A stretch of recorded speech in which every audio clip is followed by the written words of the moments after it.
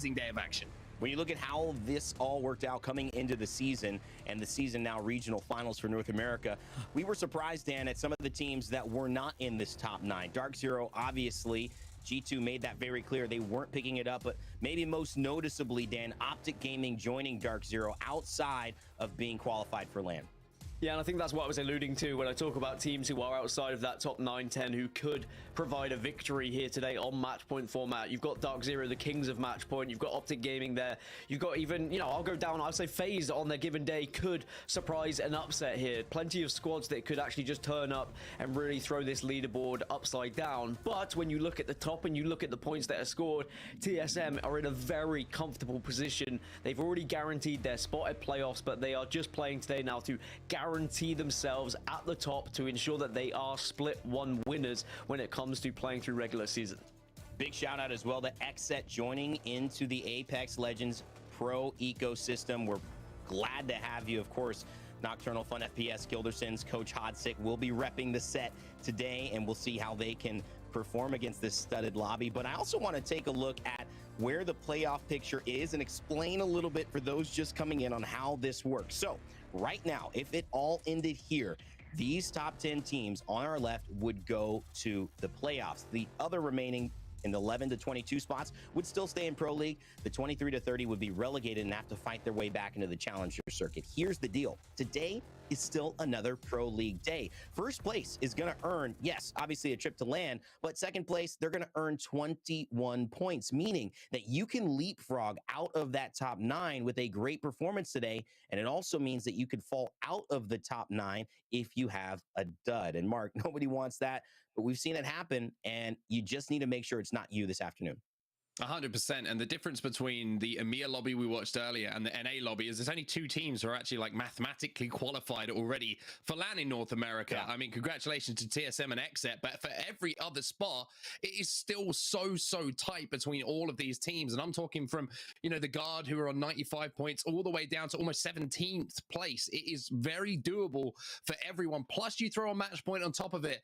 Trust me, there's going to be some wild moments today. There's going to be, like I mentioned, there's going to be some elation. There's also going to be some disappointments because it feels like there's not enough spots for all of these amazing teams to fit into. So it's just going to be unpredictable, I think is the best word for it. I love the way that you put the words on what we're all describing and feeling. There aren't enough spots. There are too many teams outside of that top 9 that you feel should have a chance that, unfortunately, it's not going to work that way. But as we head into every broadcast, we do have to highlight a few squads that really catch our eye as we go into it. So for ones to watch, Mark, I want to start with you. Who do you have your eyes on? I'm going for the guys who are holding on right now. They are the guys who are holding down one of those spots, the last spot, so to speak. I'm calling them the playoff hopefuls, and I'm talking about NRG, and I'm talking about HEC. And it's for very different reasons. Both of these teams at the moment are tied in 9th position with 81 points. Joint 81 points. Nothing to separate them. Now, you look at NRG season. Halfway through the split, you were like, what on earth's going on with NRG? They're not going to qualify. They're going to be nowhere near those LAN performances. But it was one Game 6 win on World's Edge that kind of turned their season around completely. And since then, they've started to look like the NRG of old. For HEC, it's been all about consistency. Consistent placement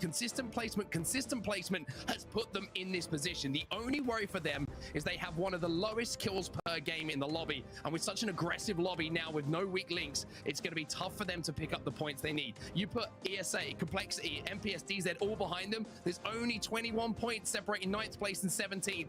Dan, who have you got, my friend? Well, I think it's tough if we don't talk about Optic Gaming, a team who are in 15th place today. They are outside of the playoff spots, and it wouldn't be a LAN without Optic, would it? Well, I will say they do still have a chance, both via points and, of course, by the fact it is match point format. This is a team that's been gaining momentum in recent weeks. I'm sure a lot of you remember that incredible duplex play. Here it is, right on your screen, when he was able to rat out as a solo and then go on to actually win that game. That is going to be a confidence and momentum builder for this Optic roster, who are going to need to have a big day. If it is not a high points total, a second or third, it's going to have to be a match point victory. But they have found wins throughout the season, and I'm confident they could do it here today, Rain Day.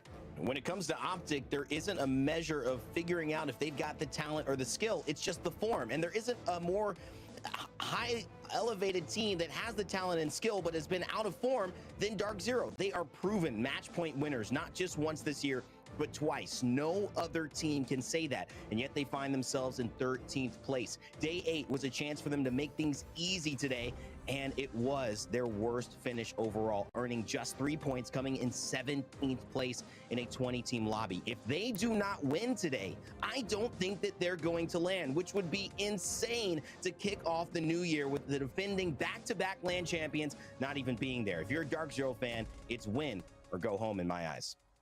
Well, incredible teams to highlight. And if you want more storylines and you maybe are following along with the watch party, know a few people, girl, nice way they're doing some watch parties as well. Find your friends. You can also do your own watch party and check out Multiview. That's right. You have an opportunity to go into the command center on Twitch and pick out your favorite perspectives of people to allow you to look at every rotation from the eyes and ears of the players. Hear their team comms, see what they see how they take a fight, and see how the storylines that you care about collide in-game in real time. It's one of the best things I think that's happened to the ALGS, and we're excited to bring it back here for another match point regional final. Multiview, ALGS, your way. Every day, we like to talk a lot about the ALGS and what we can bring to the table. And of course, that leads us to our What's in Your Pack presented by WD Black, a segment that we highlight a very important machination, ability, moment in the ALGS that can turn the tides. And today, it's a weapon, Mark, that means quite a lot when you get it. You called it the Silent Assassin. It's the bow check bow. It is indeed the bow check, another care package weapon that you're going to see players, I'm sure, using today. And a little bit like the RE45, when we saw a little rotation in care package weapons, everyone was like, oh, RE45, oh, the bow check's in there, because they hadn't been like the most popular, devastating weapons that you could find.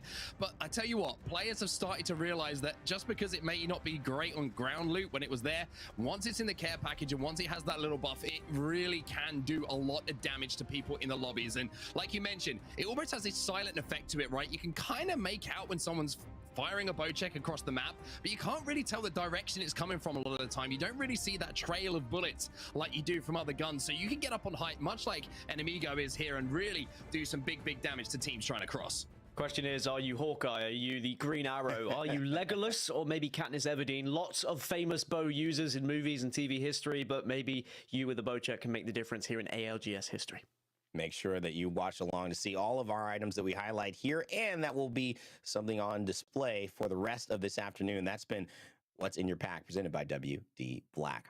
All right, heading into today, there is a difference in so many ways. We have a lobby full of winners, lobby full of the best performing teams. We have a match that is going to continue going on until someone passes 50 points in the threshold and then wins the very next game. So if that game allows you to get to 50, it doesn't mean that you're going to win. You got to win the game after that. That's what makes this so challenging, why early points are so important.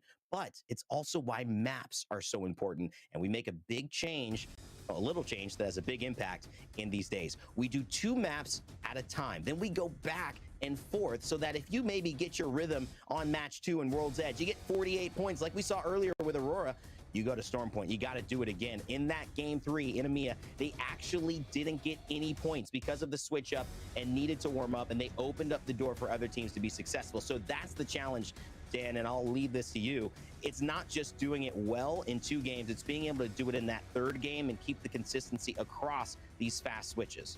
Which is something a lot of teams have struggled to actually do throughout the entire season, is have consistency across both maps. We see some of the biggest and best teams being far better on one map rather than the other. It might not always be the one you expect. For example, TSM have been far better on Storm Point than World's Edge when it comes to consistency and getting victories from top 5s, but there are other teams who will be far more comfortable when it comes to World's Edge. But something we did learn throughout EMEA is teams who had never even found a victory on certain maps were able to find victories today. So even though the stats are there for the regular season, things change a little bit when it comes to match point. Teams start playing a little bit differently, and sometimes that can create different openings.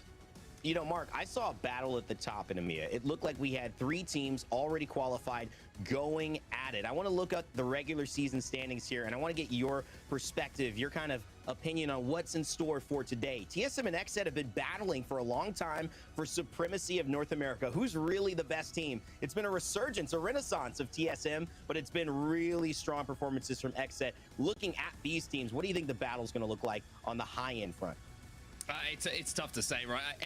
The thing we have to keep in mind here is this is a combination of all three lobbies. This is the best teams from all of the lobbies that we have seen. That means the fights that you take, the isolated 3v3s, might be a little bit tougher. It means that your rotations might be a little bit tougher. It might mean holding down that end game spot that may have felt quite comfortable in, let's say, an A versus C group, but all of a sudden going to feel not so comfortable. So for someone like TSM and XSET, it's all about adjustments and making sure you're making the right decisions in end game. And for me, I tweeted at How after the performance that they had in game day 9, where they won the lobby, and some of the end game calls that How were making were perfect Apex. Like it was the best I've seen TSM look in quite some time.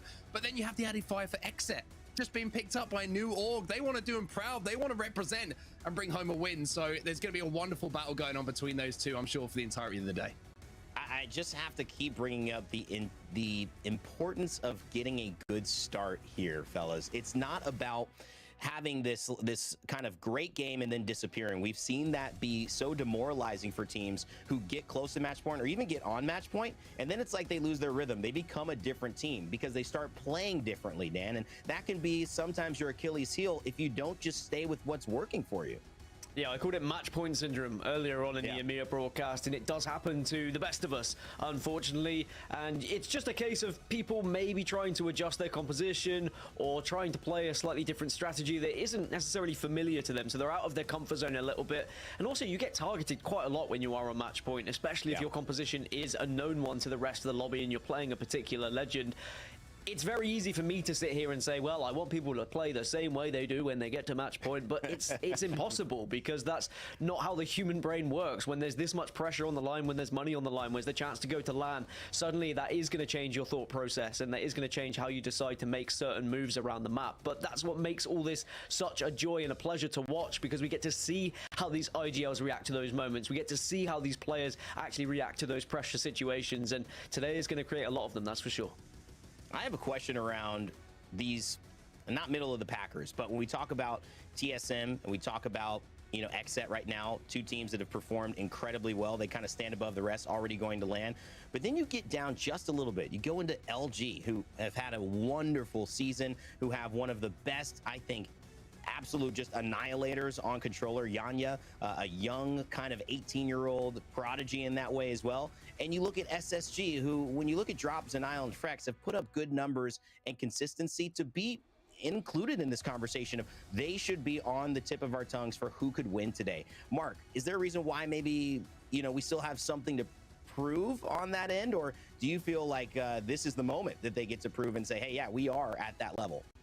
I mean, for LG, for Luminosity, I think this has been the season where they've broken out from the pack a little bit. And I think their maturity and the way they have matured through the season is something that a lot of people could take inspiration from, right? They have just been so consistent week after week. They won 1 week of the match days, and they looked really, really strong doing so. SSG for me as well. They're up in 5th place, right? They look great, but it always comes down to moments with the SSG. They get to top 5s, but then the win conversion rate just doesn't seem to be there. Is it a lack of firepower? Is it a lack of wanting to take a risk that's going to guarantee you the win? Who knows? We're going to have to find out how SSG played today.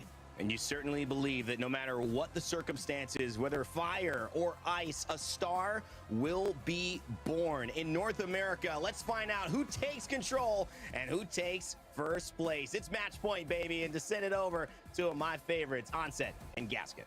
Let's get it, everybody. Welcome, welcome, welcome. You can see that the dropship has already been busy, and TSM fans, smile on your face already. Lava Siphon looks like we're going here, Dan. And if you wanted to start off hot, that is the perfect spot for you to drop. I'm just looking across some of these drop spots at the moment, and very interesting to see Dark Zero dropping over at the Dome. They will have the beacon, but as we know, Dome is not one of the best POIs for loot that you can have. Yeah, it seems like that decision has been made to maybe avoid another team, or perhaps they've had success in scrims. We'll have to see how that plays out. But TSM, you said about Lava Siphon, they've got Beacon to work with as well, so this is definitely a good start for them. There is potentially a fight. Elsewhere, you can see Optic Gaming and Tripods in Lava City very close to one another, and we're certainly sizing each other up with a few shots from across the way. This is only going to delay both teams. It's never fun when you have to drop this close to someone. I don't think either team had any sort of possibility to get a beacon either, so we'll see whether this fight actually unfolds or whether one team tries to back out of it. I kind of like this as well. I think it's smart from Tripods. They were dropping over at Skyhook, but you've got Xset and 100 Thieves in the area, and this is something I was keeping my eye on when I was looking through the groups where people were dropping, etc. If Tripods decided that they wanted to try and take a few of the buildings in Skyhook alongside those two teams, it's not just the fact that there's 3 teams in Skyhook, it's also the fact that dropping over at Countdown is Furia. And Furia do not need to be asked twice if some fighting breaks out and they see some knocks on the map and they can hear that they're in the vicinity to get involved in that. So Optic obviously drop over at Bigmore, but they do like to take a bit of Lava City as well. And I think that Tripods making sure they have the height in Lava City, all dropping together and getting that loot is a much, much smarter decision from them. Yeah, they both had a few pop shots toward one another, but I think they both basically realized there's no point in us having this fight. We don't gain anything from it. We're probably just going to make ourselves weaker if we were to try and engage. That being said, Dark Zero are making their way towards Lava City. May have heard of a few of those shots and may eventually run into Tripods. Actually, here we go. They are running into a Tripods, and it is a very weak Tripods. Look at their shields right now. They are not ready to fight. Yeah, it's not looking great for shielding, and I don't think they've really managed to finish off their looting either, due to, like you say, the little couple of seconds that it took and the little engagement that happened between them and Optic Gaming. It looks like Dark Zero have actually backed away from this to now. They've gone through the vault tunnel, so Tripods will be safe, but very interesting start to this. And I've got to say as well, I'm kind of like a closet Tripods fan a little bit from, you know, what I heard Nick Merck saying. I mentioned in the last show, you know, how much he actually wants to make this LAN event.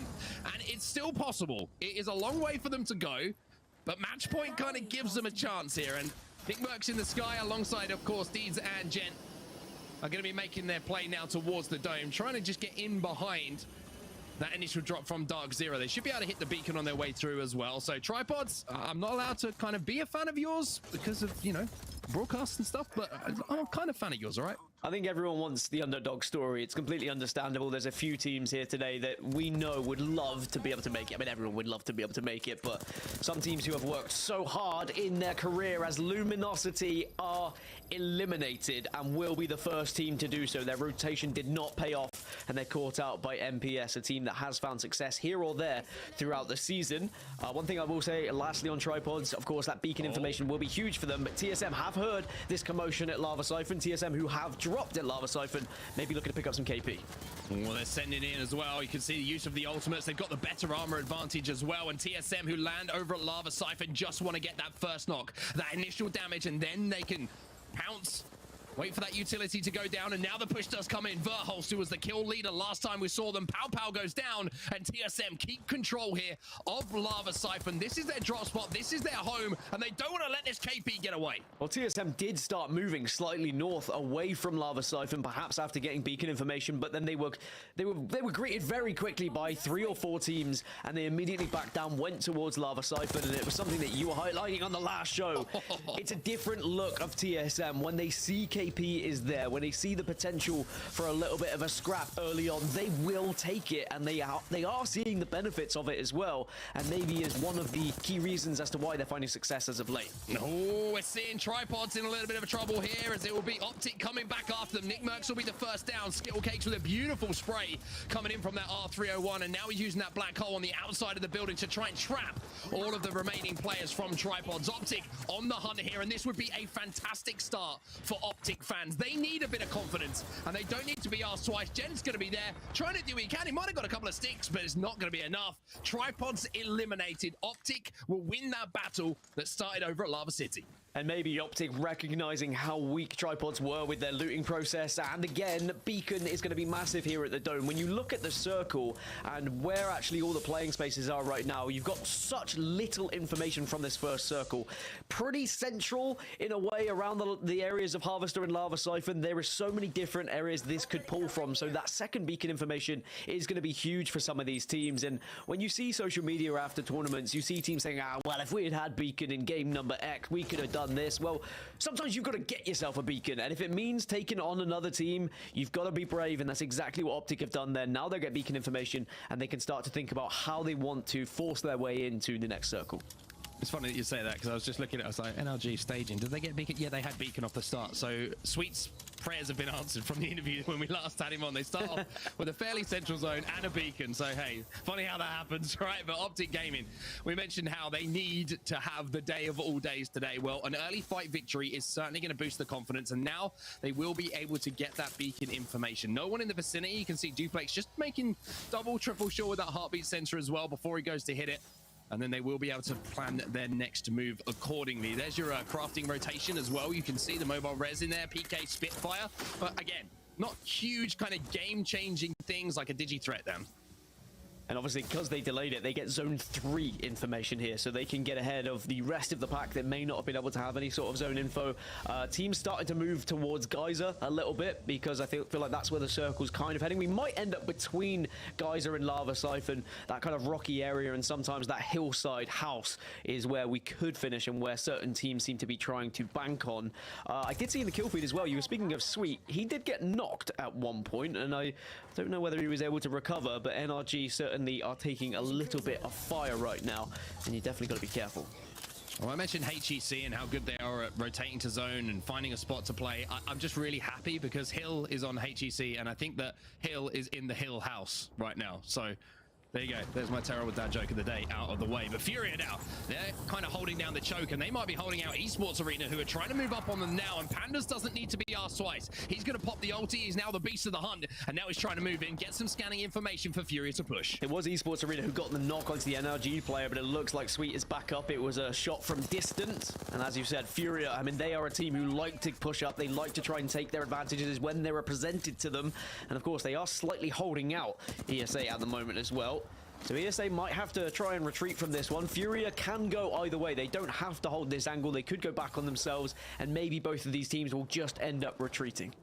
Yeah, I can see here Furia not as aggressive as they normally would be, and I think that's just down to the armor situation. You're looking at Pandas, yeah, he's got gold, that's cool, but you're looking at the other two members of Furia, and they only have blue shields to play with, so I think they're just trying to maybe feel out the situation a little bit more, maybe just do a little bit of damage to force this team back, and BR Demon's now going to move up as well. So Furia still on the back foot, a couple of teams still in the vicinity, but nobody really getting the advantage in this battle at the moment. No, actually, Esports Arena maybe came off better because they can hold the entire side of the North Circle, but Furia will probably have to take this fight with BR Demons, but Esports Arena still having a little look at it as the shreds do come through from Zeratriki in the end, and it will be the knock on Aiden the Destroyer. So Furia have the lead in this fight, but Esports Arena very, very close. Looking at the kill feed as well, you can see TSM and G2 having a little bit of a scrap, and it's going to be Rex who gets that first knock. But back to what we see in front of us, great shots from Pandas coming in with that 30-30 repeater to break the shields as Furia look to finish this one off now. They can smell the blood in the water, and as I mentioned previously, one thing I am impressed about here with Furia is normally they don't have to be asked twice. BR Demons and G2 both eliminated, TSM taking G2 out, but Furia actually recognizing that there's a couple of teams in the vicinity, don't want to over push this, don't want to fully send it, because they know they're going to have time to reset. Furia and Esports Arena have another look at one another at the same time as they kind of melted BR Demons, and now they just shake hands, walk away and say, all right, we'll see you in the end game, because they are going to go for two entirely different rotations now. Furia are going to head through this choke point where NRG are kind of waiting, but no one's actually in the building where Furia are heading right now through that choke, which you can see on your map just in the top left. So they can comfortably take that unless anyone were to skyward dive ahead of them, but it doesn't look like that's going to happen for now. Well, Rambo's in the kill feed for the guard. He's taking out Albrelele from FaZe, and I'm pretty sure that it's Optic who are looking to maybe third party this situation. For now, just trying to find a few targets. Optic will be safe, and look where we have pulled down. It looks like we're pulling all the way over to Geyser and Hill House now. So a big zone pull again. That zone 4 shift that we talk about so often is about to hurt some teams here. And remember, Optic had that information. Because they got the zone 3 beacon, they were then able to make their way through Big Mord and decide how they wanted to post up. And they would have realized, hey, it's actually going to be free on this entire side of the map, as long as Dark Zero aren't in the area, and they'd already seen them retreat. So they've been able to now take this kind of height over towards the Geyser area. Sure, it may still pull away from them, but they should comfortably get a top 10 from this position. It just depends what they want to commit to now. There are 2 decisions you can make. You can try and take one of these buildings off one of these guys. As you see in your kill feed, TSM just getting eliminated in game number 1. Never really were able to get into a confident spot after their drop. And it's XSET who take them out. So number 1 and number 2 have a fight early on, and it's XSET, the number 2 team, who take out the number 1. So TSM got some KP, but not the placement to go alongside it. And XSET are the team that make them pay. Looking at the overhead at the moment, I can just tell you that a lot of teams are trying to make their way into Geyser at the moment. HGC still holding down that high ground, but here comes Season, not coming in from Klein, trying to finish off what he started. And at the moment, he's a one-man army, just wrecking some shields as the help now comes in. 100 Thieves eliminated. 100 Thieves tried to make a desperate skyward dive into Geyser, and they were punished immediately. Season were there waiting, and they just picked up the pieces. That was a gift from the gods when it comes to KP, as Optic are actually having a little fight over towards the Geyser area as well. They were able to take down one of the members of Complexity. So these teams who were posting up early at Geyser are reaping the benefits right now of everyone else who's trying to arrive a little bit late. I think FaZe managed to get the respawn onto Albreleli as well. Just saw that one of them went right to the tip of Geyser to get that respawn beacon. And even though they might have taken a bit of damage to do so, always playing with a 3-man is much better than a 2, as we see Complexity get eliminated. And I'll tell you what, Klein is out for blood at the moment. He is just mowing people down. Literally just walking through everything that arrives to Geyser right now. Our season, they are holding strong, but there's still plenty more to hold out, especially as, look at that zone pool. You can just see it on XSET's screen. It's going even further towards Geyser, and there is a lot of mountainside taking that circle as well. So there is not going to be much room to play on that southern side whatsoever. So these teams, they're going to have to either make a move early, or they're going to need to start thinking now about playing aggressive on edge, getting some KP, trying to secure some points if they don't think this game is particularly winnable. Well, XSET have some decisions to make. They've only got a few seconds till that zone starts to close. So let's jump into the comms. Let's go to a listen-in presented by WD Black. How long? What? These guys have whites in here, bro. Yeah, they're white blue. We can't push them. We can't push them. We cannot push them. It might be the only. Look at this, Brandon. Look at this. Brandon, look at this. See if people are here. Come on. I'm smoking it. We move left and you just walk right here. the bridge. Okay, we push him. We push him. Then. He's going back. Push him. Gonna peek right here. He popped out. One more side. 40. I just arc-started myself. I can't push.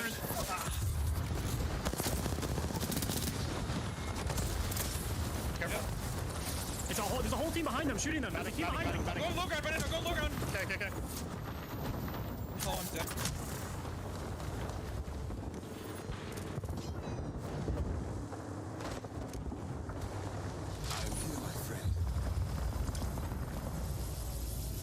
I think there's someone to our south. Low ground. Okay, I'm healing. Yeah, they are. I'm gonna scan. I'm gonna scan. Yep. They might be resing that. It might be them. Oh!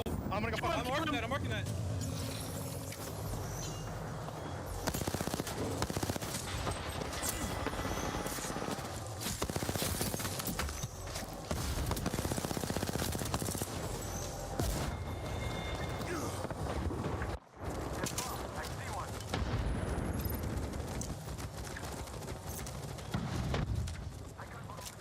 It was a difficult rotation for XSET to have to make, but it's CLG who are the benefiters up on this bridge, holding their ground, moving in late. As you see, Dark Zero also out, Dan.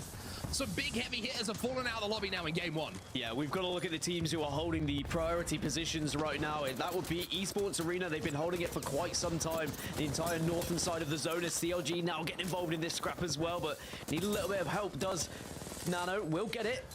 Gotta fight your way through this building, and it's never fun to try and fight out of these buildings, but sometimes it can be fun to scrap inside of them. Oh, Mamba's gonna get taken down though, and CLG not being able to take out Space Station, but Space Station lose 1. A little bit more pressure on the shoulders now of Dropped and Zenile, but it looks like they will be able to do the damage they need. Just need to get the finish. One player gonna stick the res, the other slides out. Beautiful bait and switching, but here comes the third party. And Dropped has to drop out that building and fall down to the low ground. just try and rat out now, try and get a little bit more placement, but I don't think NRG are going to allow it. They try and have a little look. Don't want to expose themselves too much, as the rest of the other two members of SSG do get quickly deleted off the map. But now this circle's going to close, and I tell you what, Mark, this is going to be mayhem because there isn't much room to play. You've got FaZe, Season, Guard, and Esports Arena who are in the circle. Optic, who are just very much on the edge. The other three teams are all going to have to try and force their way into this circle somehow. Maybe HEC can just walk on in, but they've got a lot of LOS from the Guard and Season that they have to think about. And also, a lot of these teams skyward diving may have to actually retreat to one of these locations. So it's going to be interesting to see where people go, but NRG, they're going to try and play on the inside buildings here of Geyser, just teetering on the edge. The one good thing here for NRG is that so much of the lobby is dead. There is playable area, at least. It's not like dropping into Geyser, where it's a more obvious pool on this zone, where there'll be 14 teams still. They're going to be able to create some space, and you can see they're not under any duress whatsoever. So FaZe inside of the building. NRG in this corner, kind of chilling at the moment, and Optic also inside of this building. HEC, the Guard, Season also in the vicinity. 7 squads now remaining, as Space Station did not make it out. Dront has been taken down as HCC now try and force their way into zone. And I believe it's only one member of FaZe that's left that's inside the building next to NRG as well. So if it is the case, then there's a reason why NRG were just able to so comfortably walk on into the circle. I say walk, fly on into the circle. But the next one, it is going to be a finish that just ends on the snakes of both of these buildings. So Optic Gaming have been able to hit the south side. They control this south. Oh my goodness gracious, what have I just seen on my screen? Not showing us how to use a wingman.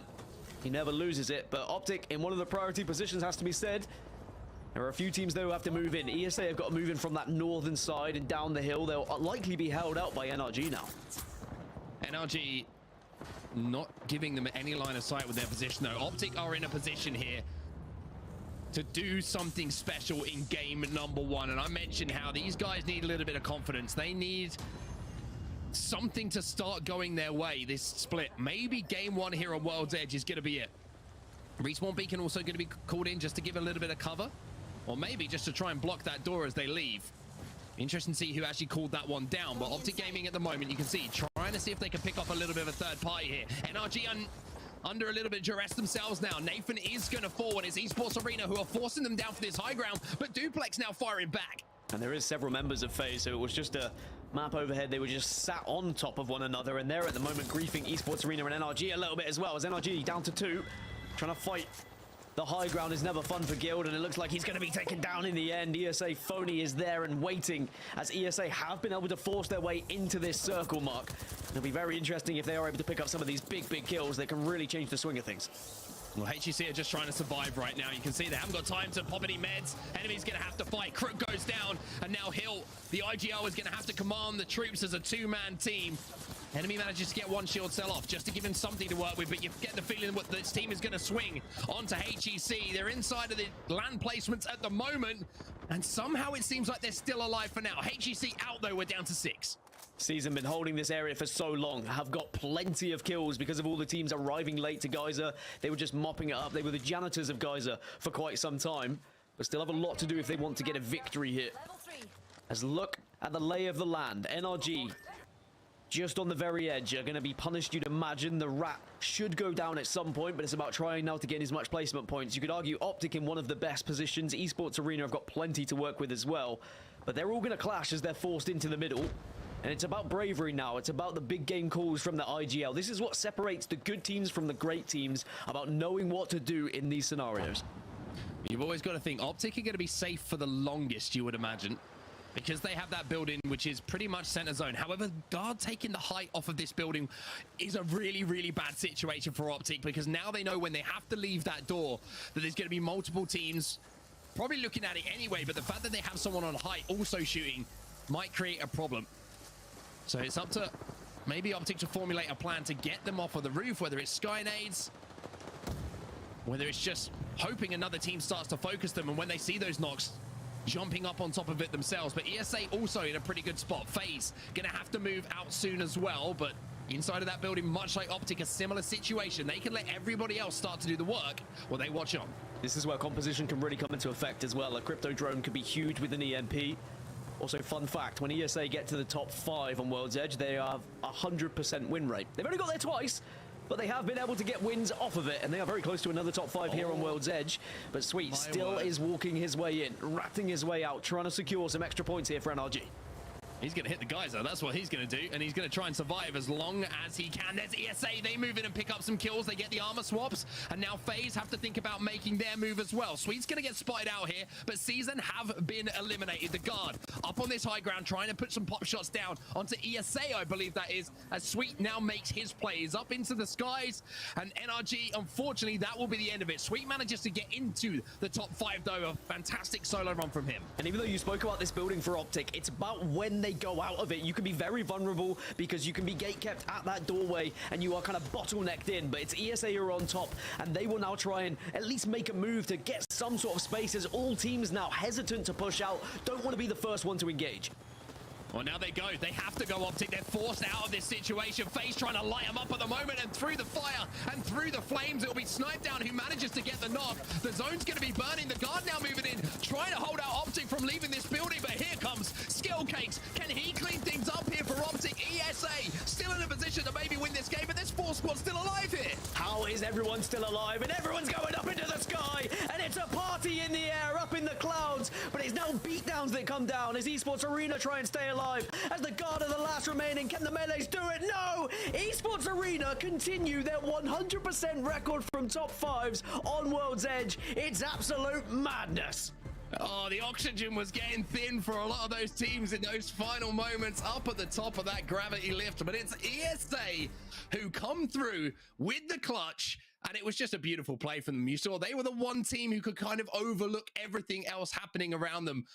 Both teams had to leave buildings. ESA let it happen. And then in the final moments, hitting those big shots is always important. But I think the bigger story here is the teams who are involved in that top 5, right? Some of the teams we were highlighting, Optic, they were in their FaZe, who just about scraped into this regional final altogether. The guard, who were probably the closest team to joining TSM and XSET in qualification. So many stories to talk about. Rain Day, we're going to have to bring you in to break it down because it's too much for my brain to wrap around. It's only game 1. Yeah, it's almost too much for me as well. I'm going to try to do it justice, though. You hit the nail on the head with the 4 teams involved. And, of course, I'm going to bring in one of our favorite analysts and casters as well to join me here. Her introduction to this broadcast, you probably saw her in EMEA, though. Spider Tiff joining me and all of us today. It's so great to have you here. I mean, it started off amazing in game 1. Certainly a treat in NA. A treat indeed. If we're going to get a geyser ending and people are throwing the fists up in the air on the gravity lift, what better way to start off the broadcast? I'm excited. So let's break down the storyline of what we've seen, because there's the macro element of who made it to the end. There's the micro kind of cool statistic of ESA when they get top 5, they are 100% in terms of winning. But then there's the kind of big picture as we run through some highlights as well, Tiff, that, you know, how these teams who are in desperate need of getting points have found themselves performing in game 1. They didn't have a slow start. FaZe barely making it in to this competition. They're in that final circle. You see Optic Gaming, who need to win this. They probably don't have enough in the tank to do it without it. NRG, Sweet, holding on to that 9th position, tied right now with HEC, doing everything he can as a solo. And you look at the guard, the only team that really has the kind of driver's seat there. Tiff, break down kind of what you're seeing with all of those storylines meshing into a crazy final fight.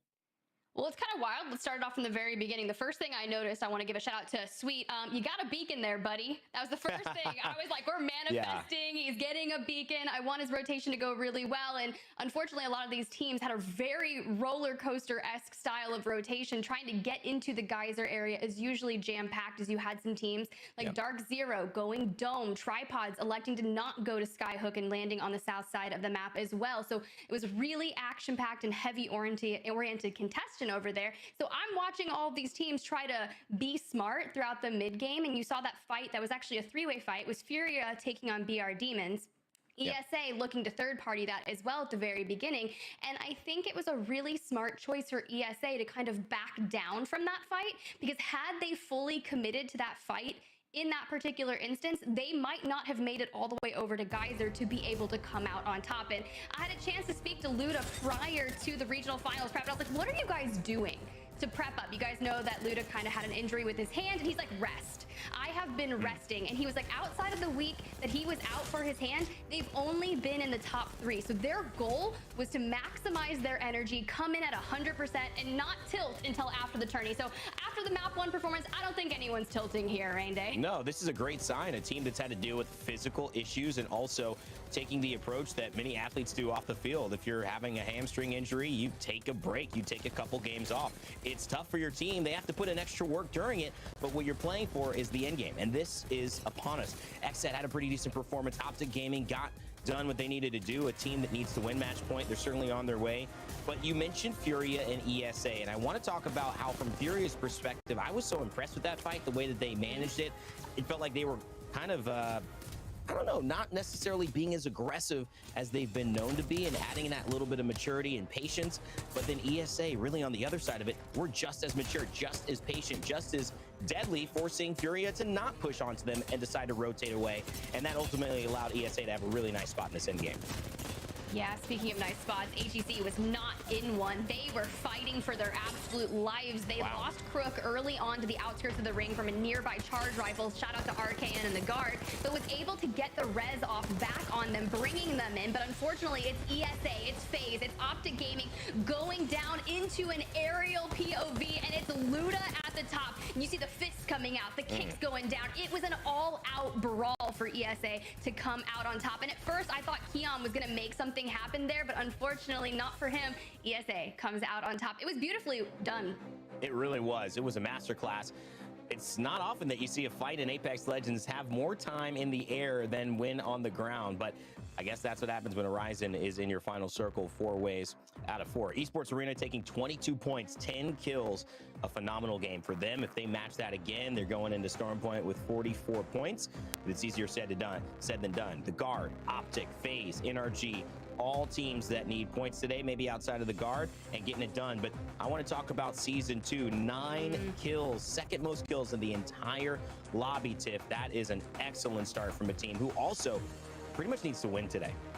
Yeah, it was a really interesting bout from our team that came in originally through the preseason qualifiers. If you guys don't know, season, large majority of that former XSET roster was released prior to Pro League Split 1, and now the new XSET roster, that being Team Liquid. But it was season all game long in map number 1, and I think they were taking advantage of the teams that rotate early. You saw them roll up on a lot of those Newcastle and Watson generators, and unfortunately, those teams are so good to hold space. But if you get inside that wall and just fire upon them, there's nothing they can do. And at that point, Season took advantage. Take a look at this, though. 11th place, 5 kills from XSET, 6 points. 15th place for TSM, 5 kills, 6 points.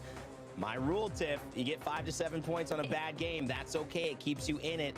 2 of the top teams having technically bad placements, but still getting the job done. It puts us into this. They'll be in the top 10. Space Station rounding that out. Dark Zero just in 11th, but leading the charge is Esports Arena, Optic Gaming, the Guard, Season, and NRG, with some notable entrances from FaZe and HEC. Boy, oh boy, I wonder if this is going to keep up like this, because if so, we might just have that Cinderella story where someone who needs to win to go to LAN actually does. Yeah, that's going to be really fun. And ESA, what a journey here. But we saw it happen in EMEA. It started out with Aurora dropping 23 points in match 1, barely missing out on that 50-point threshold in map number 2. So you never know. We could see a team in match point contention after map 2. And or you know, we could be like APAC North, see 13 games. I mean, EMEA went 7. I believe APAC South was it 5? So many different journeys throughout our regional finals. Listen, ESA just need a 28-point game, and then they'll be on match point. No big deal, right? Go ahead, ESA. You did well this one. We'll assume that you could do it again. No, it's an amazing start to the day. And for those who have finished the broadcast with us in EMEA, you'll know this. For those just joining us here for North America, you have a chance to be involved in choosing the top performer. That's right. Our ALGS MVP, powered by Monster Energy, is up for you and the talent to decide based on their performance today. How do you do so? You use hashtag and the name of the player you're voting for and put that in the chat or on Twitter. We will tabulate those answers, and you will be able to help choose at the end of our broadcast who gets our ALGS MVP powered by Monster Energy. Also, if you're interested in giving us feedback, I had some great ideas like, hey, we'd love to see an interview mid-game, halftime, in between games 3 and 4. Well, go ahead and tell us, what would you like to see on the broadcast? How would you like to see your ideas implemented on the ALGS? Because if you open your phone and you check out this QR code, you might see next split one of your ideas actually represented here. So take a chance to make an impact. Go ahead, open that QR code, let us know your feedback. Wow, what a day it has been. Game 1 already showing that the bottom teams have come to play. If you're in that top 9, beware, because there's some teams who are trying to get there. We'll see what happens in Game 2 after the break. Monster Energy, the official energy drink of the Apex Legends Global Series.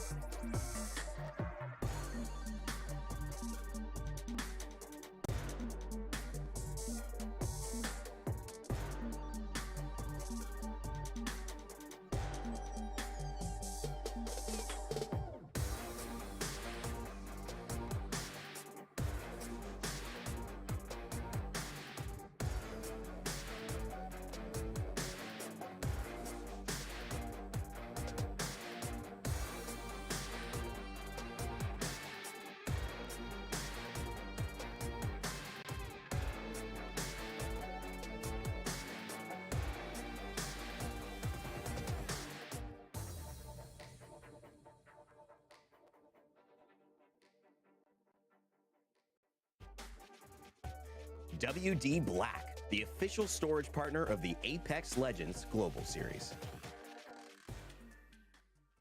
Welcome back, Legends. It's North American Regional Finals time. I'm Spider Tiff and I'm stealing Gaskin along for the ride to bring you guys all the action in Map 2. We just witnessed ESA come out on top and improve your statistics there. Yeah, kind of crazy. Before Thursday, they had not even had a top 5 on World's Edge, but now they've got 3 top 5s, 3 victories. It seems like they have found the right recipe. As you mentioned, though, you know, it's been a lot of hardships for that squad, finding the right kind of 3 that they can actually work with all the subs that have come into the equation. But it seems like now this EA squad means business. They came into today 10th place, and now it's about trying to push yourself into that top 9 and trying to secure that support in playoffs as well. But there's going to be plenty of teams vying for it. It's not going to be easy whatsoever, but I'm very excited to see how match number 2 plays out here. Match number 2, indeed. Our teams are taking to their drop spots. A lot of people seem to be continuing based off where they had made their change-ups to in map number 1. HEC over in the Geyser. Dark Zero still going into Dome. But the real question is, does NRG get a beacon? And it looks like they're going to extend out all the way to the left to grab one. So once again, that's 2 for 2 NRG getting beacons. Yeah, that's 100% today. That's another stat I'll put down in my books, just for Sweet, as I'm sure he's got a wry smile about having some beacons to work with, as it hasn't been the best of times in recent weeks for them. But now, no excuses, as we are going to be heading to the northwest side of the map up towards Skyhook. I'm sure we're going to see a lot of early movement from these squads who are in the vicinity and have been able to get beacon information as well. FaZe may make an early move from Survey Camp. BR Demons will probably trail them as well from Climatizer, and they may actually end up fighting up in those train tracks. But for 100 Thieves for exit, they may not have to move too far if we do end up towards Skyhook. But there is still a chance it could pull a little bit more towards the countdown area. Yeah, I'm looking at this. It looks like Tripods actually took Big Mod away from Optic Gaming, who typically land in Big Mod, and they swapped over there. So that'll be really interesting. I expect Optic to maybe look into pressuring Tripods, but I'm imagining they made that decision solely based on the fact that they want the better shields. They want the better weapons because they were on triple white for, I don't even know how long, Gaskin, but too long, and I think it made them a threat. So I love that choice from them. Well, it was more of a friendly little skirmish in match number 1, where they had a few pop shots at one another, and then eventually Optic griefed them over towards the beacon down at Dome. But now I feel like this is war. All-out war between these two teams, as they are going to very much fight for these positions and fight to get the loot that you speak of. But Optic Gaming walk out. They've got 2 purples in a blue. They are definitely going to take this fight. They're more than happy with the loot they've been able to pick up. I mean, if the guns are also on board, Optic are looking in great position for this one.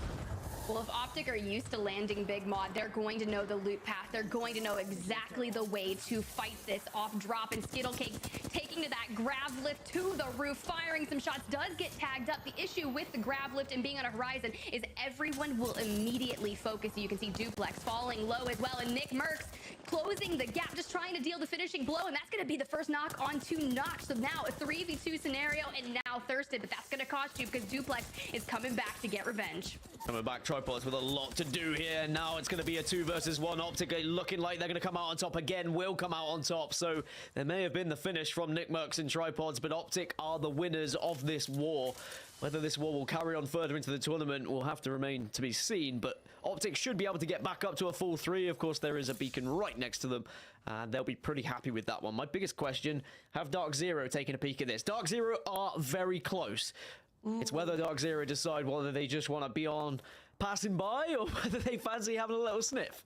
It's really tough because Dark Zero are match point legends, you know, are back-to-back LAN champions. They excel at this format, and I feel like this is one of those times where you just need to hit the road, stay in your lane. Yes, that would be some early game KP for you if you have the numbers advantage and everything goes right for you. But I feel like just judging off of map 1, Optic are finding their flow. And it really hurts to say that we're in regional finals right now and they're starting to look like the old Optic that I remember from being on LAN and watching Sweden and all of those moments that you're just like, dude, Skittlecakes is insane. But Dark Zero not going to push the issue. They're going to continue on their merry way. Yeah, and maybe that is a wise decision. Maybe they recognize, you know, Optic have been winning their fights. They are a threat, and we don't really benefit from taking this fight here. It's just going to delay our rotation even more because they do have a long way to go. We are heading up towards Skyhook. We've already got about 12 teams that have posted up in the Skyhook area. Some have even gone as far as the northwest side of Skyhook, right in the corner by the rocks where we often see those pulls. But Dark Zero now will have that information of they're going to have to travel even further than they had first thought. So maybe they're going to be happy they made that call not to take the fight with Optic Gaming. But you are right, Optic are finding their form at the right time. But, you know, they could have a great day here today, Tiff, and still may not qualify for LAN. I think that's the scary thing, the fact they're in 15th position. It has to be an excellent day from them. You have to be absolutely flawless. It's almost to the point where you're in that must win, because even if you take the win on the day and get 25 points, that gives you a 90 points overall, but you have to prey on the downfall of the likes of Space Station, 100 Thieves, Furia, NRG, HEC, and the risk is just too much at that point. So you have to focus on getting into match point win condition and getting it earlier than everyone else. But granted, we saw Aurora and EMEA do the same thing, and they had a few matches where they were the only ones on win condition, but just could not seal the deal. Well, regardless, they still qualified, but you know.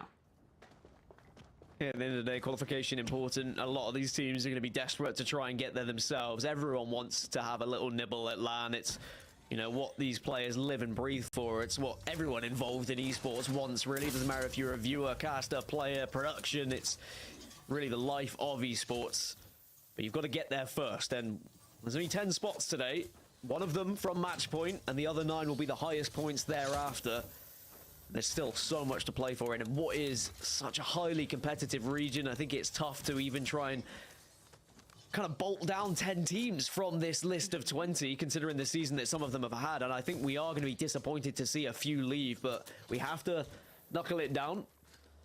And I think now, as these teams who don't have beacon information in this particular game will get it very shortly and then realize they're going to have to make the long, treacherous walk up towards Skyhook. You can briefly see there the crafting rotation for today. I mentioned it in EMEA. The mobile res beacon being the most significant thing, as well as a shotgun bolt, I guess, if you are a player who does like to run a shotgun. But the fact you can pick up your teammates nice and quick, and the fact you have such easy access to mobile res could be very important today. I think they're immensely important, especially when you start getting into those later rings and there's not a lot of beacons available and you don't want to overextend or leave your kind of god spot positioning, and you can utilize them for cover, as we saw Optic call one in just on the outskirts of their door in Geyser. But it's Dark Zero that needs to make that rotation all the way through Skyhook. And yes, there's a lot of open land and terrain throughout their journey, and a couple teams only just on the outskirts. It's going to be a total of 4 teams that have not made their way into that next zone yet. So long run there, but they're looking good. Triple purple, they've got ammo, plenty of heals, 4 bats for Jen Burton, but you want to go in. I see some people taking in 7 to 8 bats because they end up getting them burned throughout the end game, and they have to share, and sometimes 4 isn't enough. I think what's important here for Dark Zero as well is they've got Zone 4 information from that beacon, so they will have a little bit of extra knowledge over those teams who are already in Skyhook and don't have a crypto to send towards any of the beacons. My biggest question will be, where do they go, right? You can see their trajectory at the moment going through Landslide up towards Countdown. If they've got info that it's pulling back towards Countdown, then they'll just obviously take that. But considering the amount of teams up towards Skyhook, it makes me think we're probably going to the far northwest side, as MPS, they're under a lot of fire, a lot of distress at the moment in that northwestern zone that I was talking of. There is plenty to hide behind when it comes to these kind of nooks and crannies, cliff edges, so you can survive. But it's just a matter of the fact that we've got, 17, 16 teams who are already in this area. There are so many eyes on you. It's tough to try and get away from every single angle.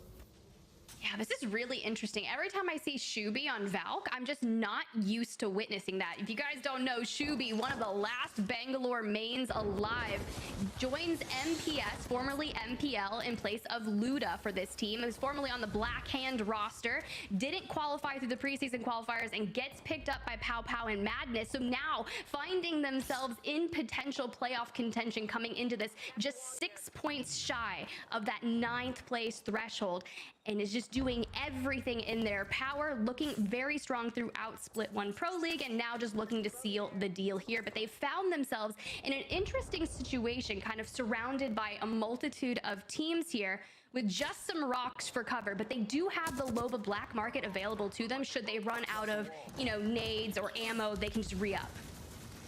Tell you what, I'm a little worried for Optic Gaming right now. They are still in Zone 1 and Round 2. Zone 2 is about to close. They better have all the meds in the world, because they have to make one of the longest journeys across this map, and they are going to be eaten up by the zone. You can see it there.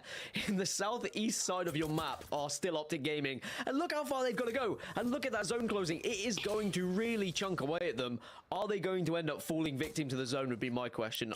I know they had a crafter, so they should have a lot of meds, but it's not going to be fun. It looks like they maybe hit a skyward dive to try and close some of the distance as they're kind of jet setting over the beautiful Frag West. Here you can see the broken buildings, the bridge, all of the lava as they make their way through the... No, this is your flight attendant. Just kidding. Not even. I mean, it certainly might need to be narrated, because it could have been one of the worst stories of a drop from Optic Gaming if they are to be knocked, but we'll revisit it a little bit later. Oh, actually, we'll revisit now. We'll see how their journey goes, and maybe you can narrate it a little bit more. They do seem to have meds to work with, 2 med kits, and plenty to maybe take them through, especially with ultimate accelerants. Maybe another skyward dive could really help Optic Gaming get into this circle, but they are very much running this close. I've seen a lot of teams get this wrong in Apex history, so fingers crossed Optic have timed this one correctly.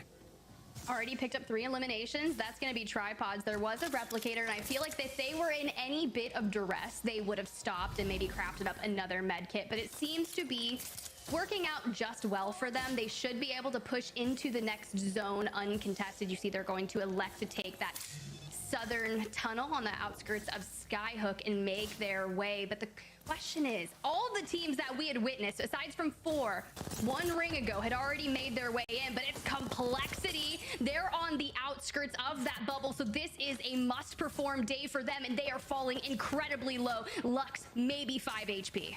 Yeah, and the reason why we could happily just watch Optic on their journey there is because everyone has already got into a position here, but finally fights are unfolding up on the northwest side of this map. Season are down to just one. They are looking to try and get aggressive. Aiden the Destroyer gets the second knock, and it looks like Season will be our second team to be eliminated here, as eventually teams are being forced into one another because these late rotators are joining and taking some of the space and starting engagements, which is naturally forcing other teams to also take fights as well. Luminosity relegated to a duo as well. BR Demons able to only get one elimination throughout that scuffle. But I believe between at least 4 teams, I saw LG in the feed, and LG finding themselves in some trouble again, and it's going to be Yanya last standing. And unfortunately for them, Dark Zero is going to put the nail in their coffin, going for the res on Sharky, trying to get the full reset, and hopefully no one ints on them, and I don't believe that anyone should.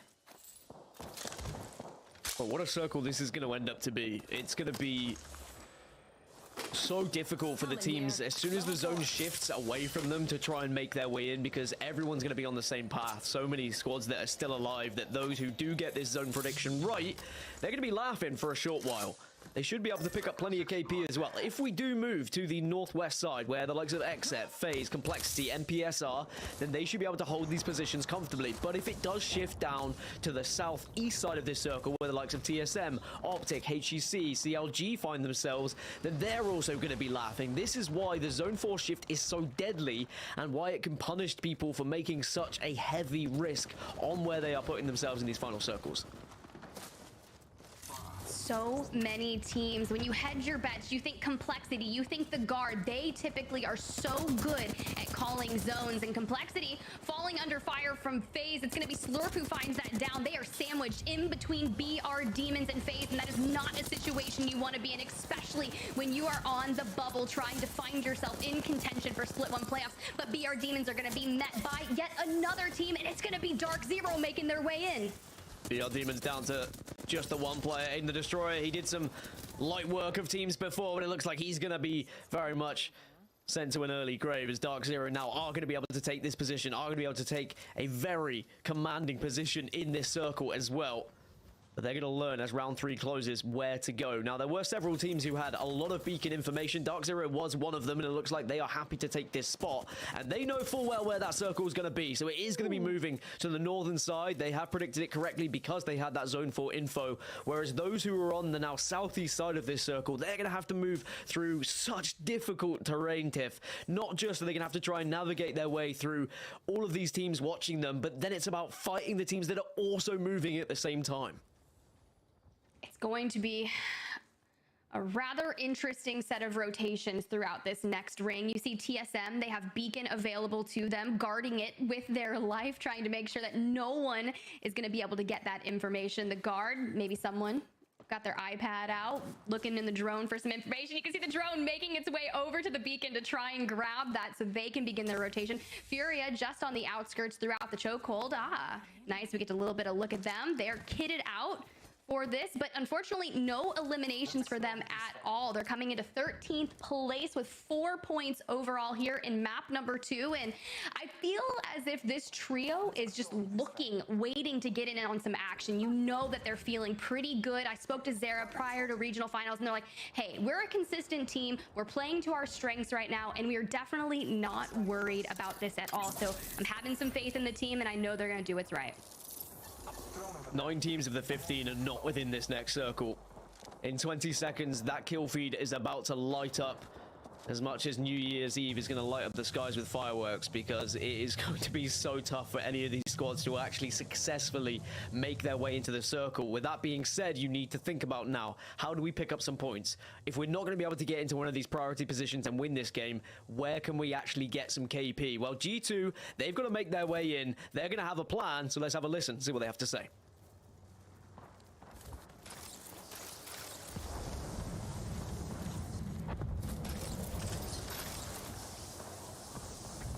They jumped. Alright, we're gonna just slide down front. We're gonna slide down front. Yeah, we can't go around. Come.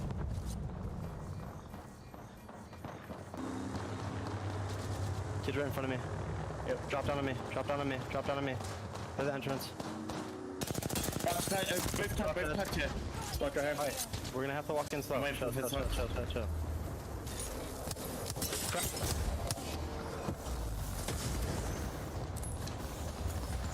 We're good on Jordan. We're good on Jordan. Come to me. Jordan, you're fine. Wanna pop that? Keep your shield up. Kill that kid popping about right there. Gotcha.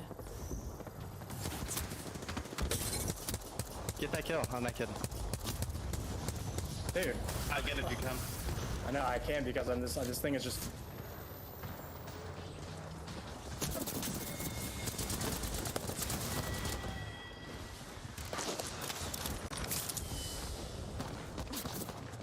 To unfortunately go down. Very calm comms, it must be said, but they were not the only team to be wiped. 6 teams went out in the end, including the likes of NRG, including the likes of Furia, HEC, and now we are down to just 9, Tiff.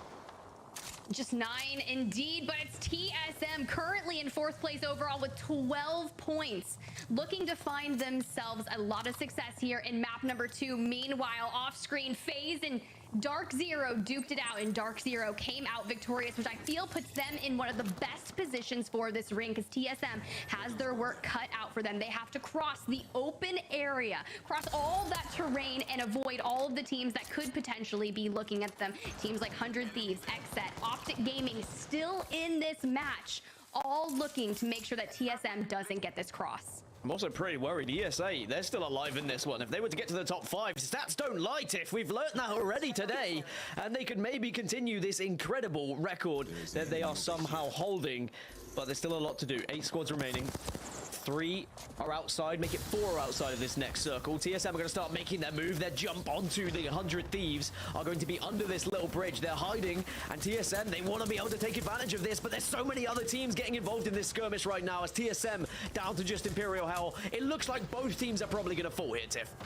It's MPS who wants a piece of this, but Hal last alive for TSM, the IGL, the CEO of Apex, unfortunately going to fall, but 100 Thieves joining them as well. Now the question is, who's going to third-party MPS, and will they survive? Because ESA is over here just trying to mind their own business, 1 squad away from that top 5, and you said it, Gaskin, those stats don't lie. They don't lie. Surely they can't carry on, but Dark Zero in an incredible position. Remember the rotation that Dark Zero made. They got that zone 4 info, and they moved in quick. Madness, the last remaining player of MPL. Actually, no, sorry, Pow, the last remaining player. As Madness goes down, he's going to try and rat things out. Optic are going to hold Central Circle as XSET and DZ still alive. Remember, XSET were second coming into today, and they have been able to outplace TSM once more as they try and close this gap. And they look like they could be in a decent spot, but it's Dark Zero who arguably hold one of the scariest positions on the northern side of this circle right now. ESA has done it. They have made it to top 5, and it's XZet who is playing it so well, patient on the very big outskirts. Optic underneath the bridge. They're trying to get this bread. They want to get this cash on the line that's here today as well throughout split 1. But Dark Zero, you're right. I'm loving the positioning from them. ESA as well. You can see there's an exhibit out for the information, just waiting for that to expire and just taking their time. A little calm before the storm, per se. Oh, it's very calm right now, but I'll tell you what, it's not going to be calm in the comms for a lot of these teams in the next 20 seconds or so, because the IGLs have got to figure out where you want to go, which teams you need to focus.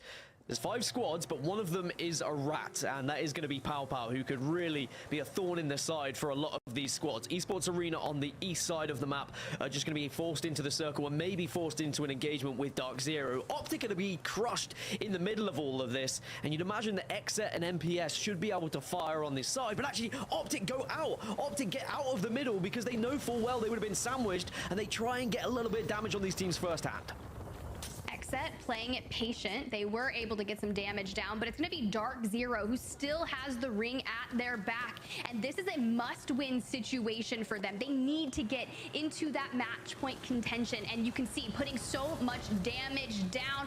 Bangalore ultimates are flying, probably from Dark Zero, and you can see Pow now falling. ESA trying to make their move into the ring, and Optic being forced to inch forward. Same with XSET. Just so much damage and chaos going out again. Well, that castle wall could be a godsend for some of these squads, as ESA now are going to be focused by XSET, and ESA are going to go up into the sky with a lot of work to do as well, because they've taken so much damage. But it's Dark Zero who joined the battle late. They have full red Evo shields and surely are in one of the best positions to win this right now, but they've still got to hit their shots, and the shots will be hit as Optic Gaming get eliminated. We're down to 2, make it down to 1. Dark Zero will take game number 2. They had the longest of journeys, but they knew exactly where they wanted to play. They knew where they wanted to play. They knew they needed the win. This is a much win for them and doing everything that they needed to do to make it happen. It started over at Big Mod, taking down tripods, and they continued that journey northward to take over Skyhook. Well, ESA's 100% win rate from top fives is taken away from us, but it had to happen at some point, right? And Dark Zero coming to life at the right time, Tiff. We've been saying all along that, you know, they haven't had the best of splits, but they are the match point kings.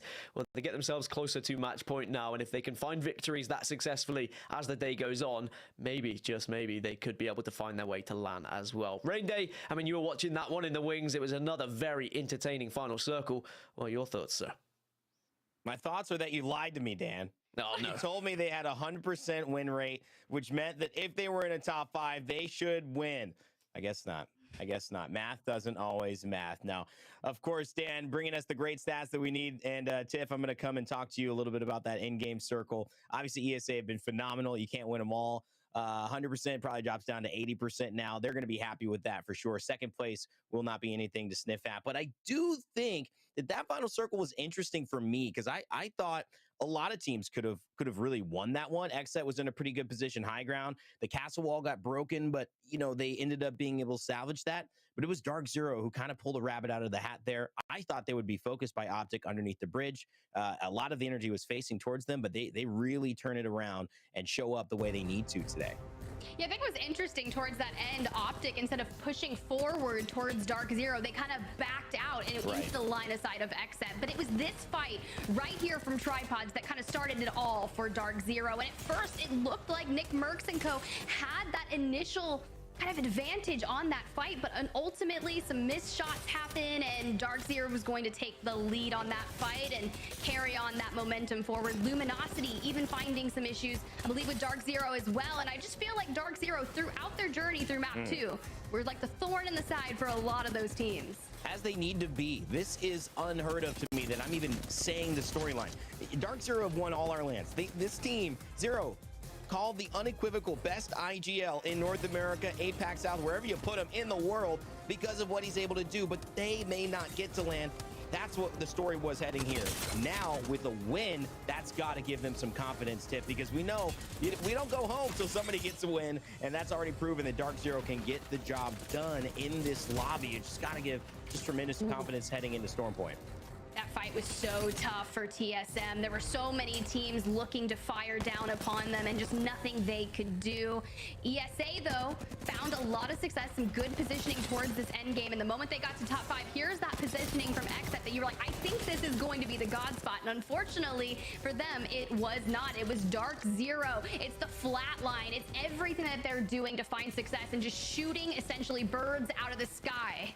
Yeah, high ground, typically a great spot there. You can kind of stay on the bridge for a long time, but the team inside the tunnel, that was Dark Zero. They ended up not causing any attention, and sometimes that's actually how you win a game. You play small, you don't play big, you don't show up, you don't smoke everybody, you just kind of sit there and chill, and then teams fight who they end up getting fought back with, and it ends up meaning you can walk in and lay down that spray like we saw Jim Burton do. 25 points for Dark Zero. That is a heck of a game. It is already halfway to match point when you tally it up. Plus, whatever they've got in game 1 should be putting them in a maybe top 3, top 4 position. Esports Arena, though, back-to-back great games. First place, second place. That is strong. XSET showing up. Optic Gaming as well, Tiff, having a really solid game 2 with Space Station, TSM, another 6-point game. So they're staying in it, not really having that rocket-fueled start, though, that maybe some fans of theirs would have hoped.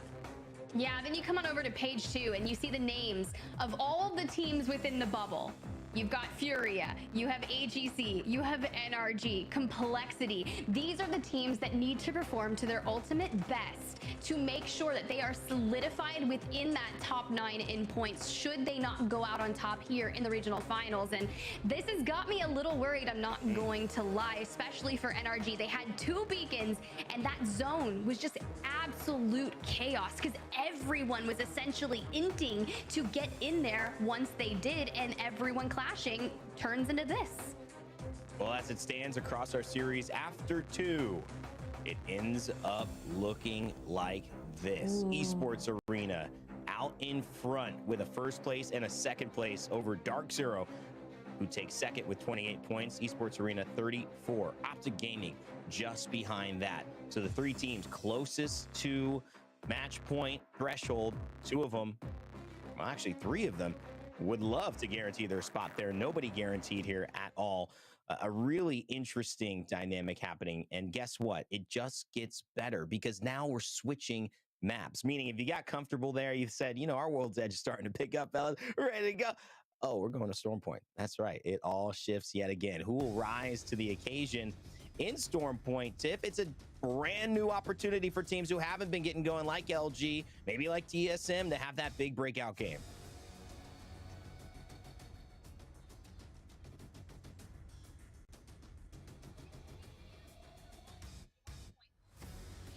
Drop spot POIs kind of shake up as well.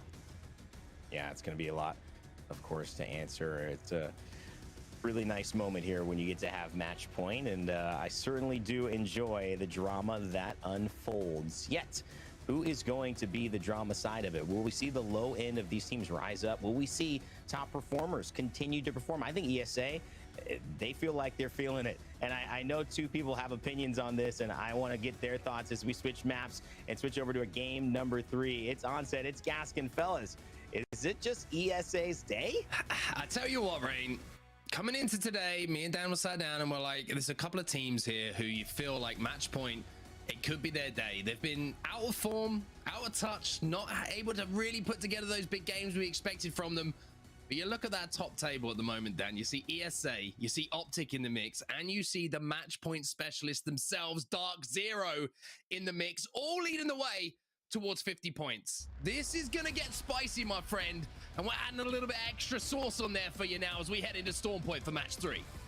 And there may not be room for all three of them at LAN, and that's what's terrifying.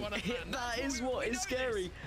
It's terrifying that maybe we might not see some of these teams at LAN, considering how good they are when it comes to match point. I mean, imagine a LAN without Dark Zero after their success at the last 2 LANs. It would be crazy, but at the same time, imagine if they still make it, despite the fact they come into today in 13th position with so much still to do. But Storm Point is where we head in. It means those teams who have found all the success on World's Edge are now going to have to shift those compositions, try and find what you have found success with throughout the season on Storm Point. I'm going to be looking at teams who have been dominating this map. TSM have been almost untouchable at times when it comes to their Storm Point play, so maybe they're going to be one of the teams that can really headline here. Well, Dark Zero is going to be in our picture at the moment. In the bottom of your screen, you can see already hitting beacon. That beacon information really was the difference maker for them, you felt, in that game, making a big rotation and winning a big fight at just the right time to hold down the northern side of World's Edge. But that's a long way away now. Something I want to keep my eyes on is Cenote Cage at the moment. You can see that Esports Arena and Tripods, let's say they're a little bit too close for comfort, I would imagine. Everybody else feels pretty safe. Everyone else is feeling pretty comfy. But those two, I think they can feel each other's breaths on their neck. Tripods can't catch a break at the moment at drop spot, it would seem. It's either Esports Arena or it's Optic, a previous Esports Arena team. They just can't avoid them at the moment, but we'll see whether it can be a little bit more successful, their rotation, and maybe Tripods could do something in map number 3. But you can see the circle very central for a lot of these teams, and we will see several teams moving very quickly, but also a few teams who will probably now take their time because they don't necessarily have that beacon information to work with. Furia, I would say, would be one of them, right in the northeast side of the map. They've got a long way to go, and they have no idea where that second zone is going to be. So do they just start now playing edge and pushing teams, being the aggressive team that we know that they are? One team I do want to talk about, though, Mark, is LG. Now, they have been the actual most consistent team on Storm Point when it comes to average placement, average kills, total points per game. It's all been LG. The only thing they haven't really had on Storm Point is the victories to compare with some of the other teams. So can they find now that points total that they've been finding throughout the split? Because they need it. They're down in 18th position.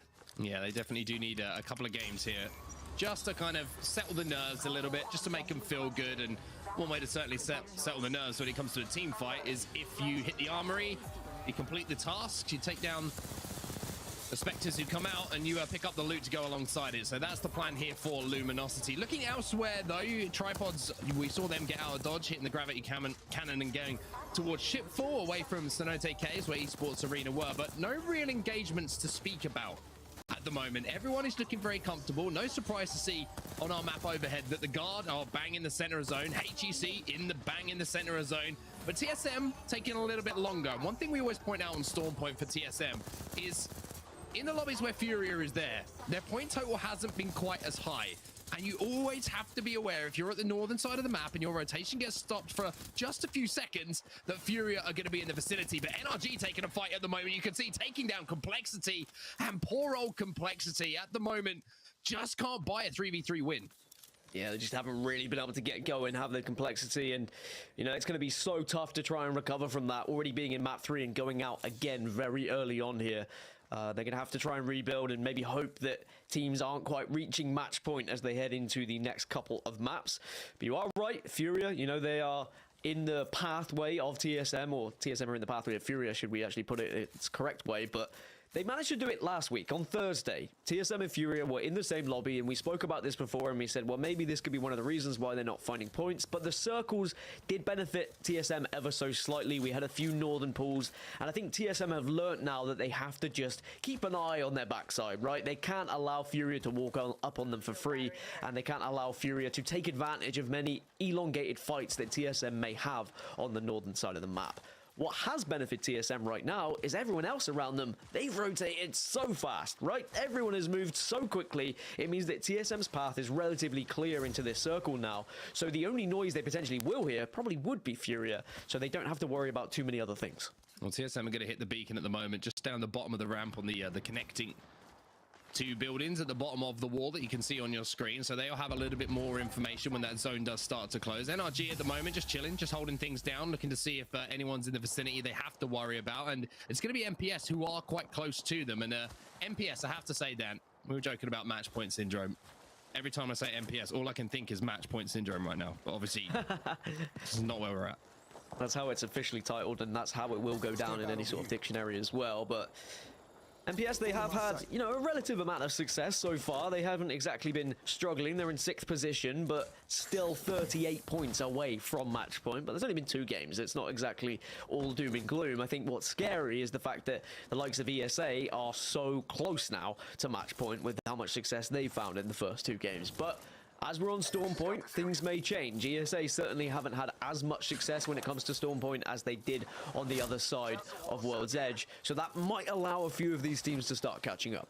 MPS playing hard zone at the moment. You see you've got Loba as well. So when that black market is available, thank you, Madness. It's almost as if you got a direct line to my comms. They're going to be able to pick up some extra loot, some extra heals, and all that good stuff that Loba can provide you with towards the end game. You can see the beacon information is going to be pretty good at the moment. Just in the top left-hand side of your screen, you can just about see the outlines of where that green was. But Luminosity, you mentioned they need a big game. They need to just re-establish themselves in this lobby. Looks like they want to take a fight here.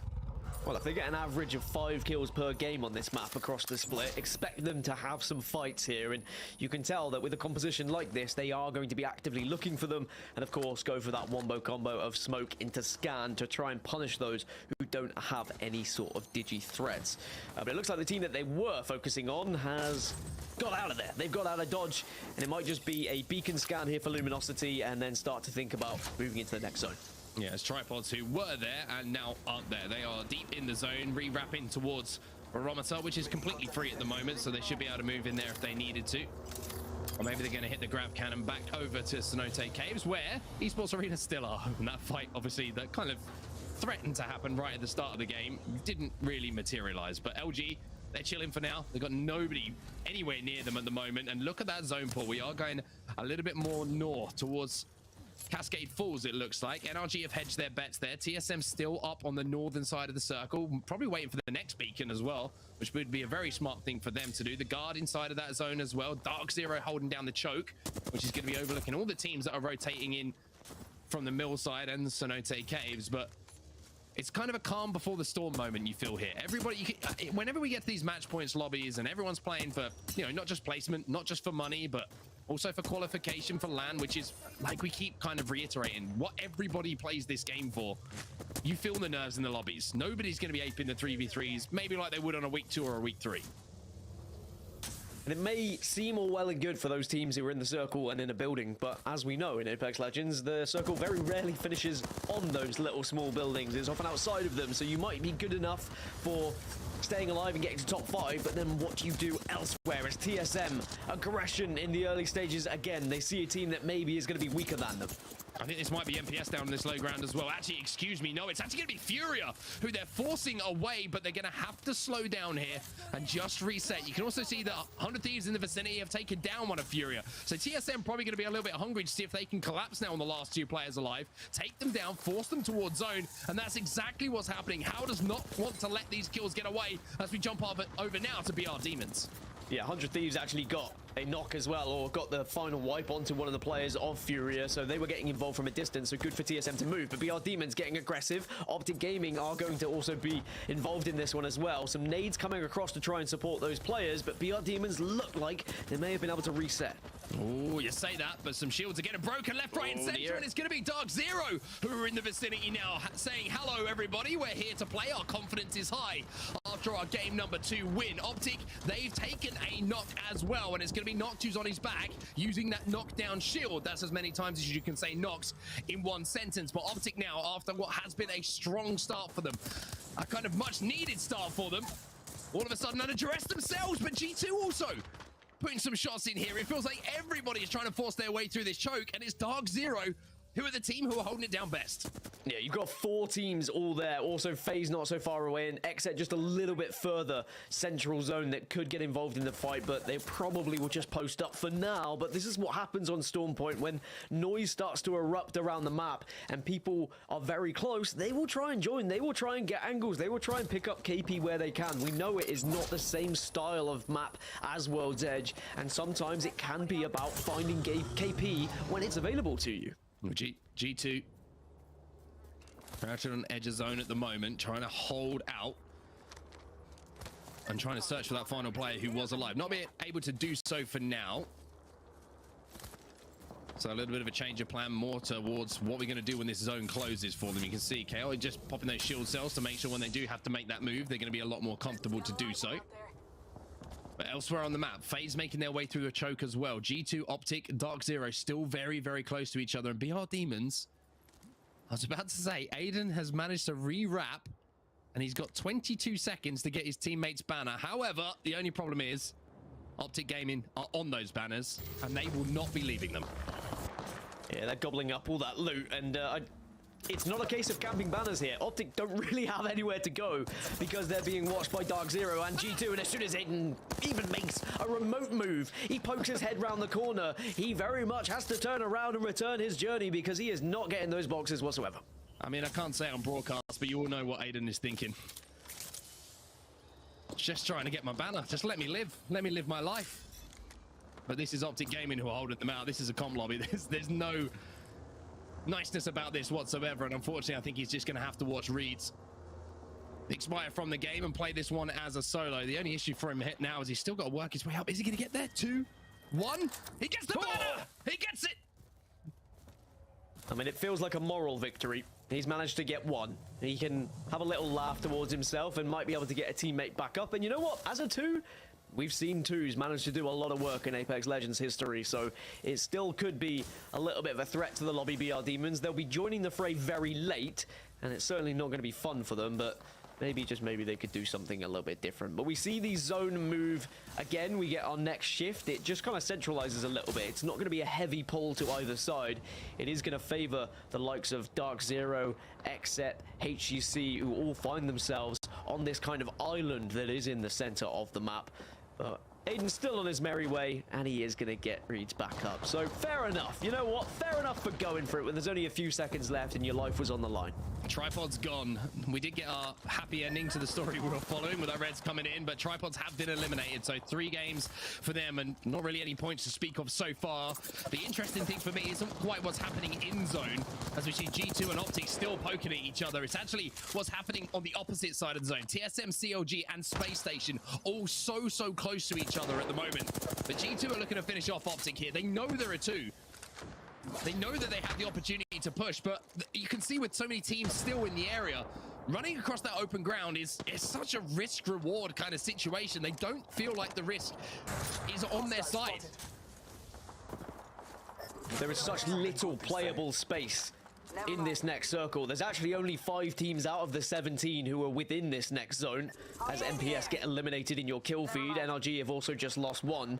So not only have you got that big collection of teams in the southeast that you talk about, when you look northeast, there's also 5 or 6 teams there, as NRG still having this battle, and it's Luminosity on the other side, and they get the better of them, Mark. We said LG, very good at Storm Point, have been the most consistent when it comes to points gained in Storm Point, and it seems like maybe just switching over to this map could do them wonders here. Luminosity going to be able to jump up to the high ground, eventually jump up to the high ground as well, by the looks of things. Maybe we should, well, do you know what? We'll give Niels a little bit of credit here. Maybe we should check in there wasn't a third party in the area. That's what I'll say. But one thing to keep your eye on as well is maybe the overall leaderboards. I mentioned how NRG and HEC were 2 teams who are joint points holding on to those final land qualification spots. Neither of them have really had hot games so far. We saw Sweet ratting out to a top 5 finish in game number 1, but apart from that, a little bit quiet here from NRG, which is good news if you're chasing those spots. FaZe, one of those teams who have a long chase on their hands at the moment, but they had a pretty good game number 1. As Snipe Down now tries to lead the way for the troops and move forward and get some damage down onto this team. You can see a few shots coming in with a 301, but not really connecting in the way we expect to see Snipe Down hit. And even though they had a good game number 1 for placements, they didn't really get much KP. Can they change that here in match number 3? It is going to be great damage from Albrelli, from the leader, but he needs a bit of help. It's the Newcastle Wall versus the Newcastle Wall, and now Slurpee on the flank has to hit these final shots, but they're not going to be able to. FaZe go out, BR Demons also go out, Optic Fall, as well as Space Station. And 100 Thieves, who wrapped on that fight to get some KP, now find themselves down to just 1. LG have also struggled to get out from where they were hiding.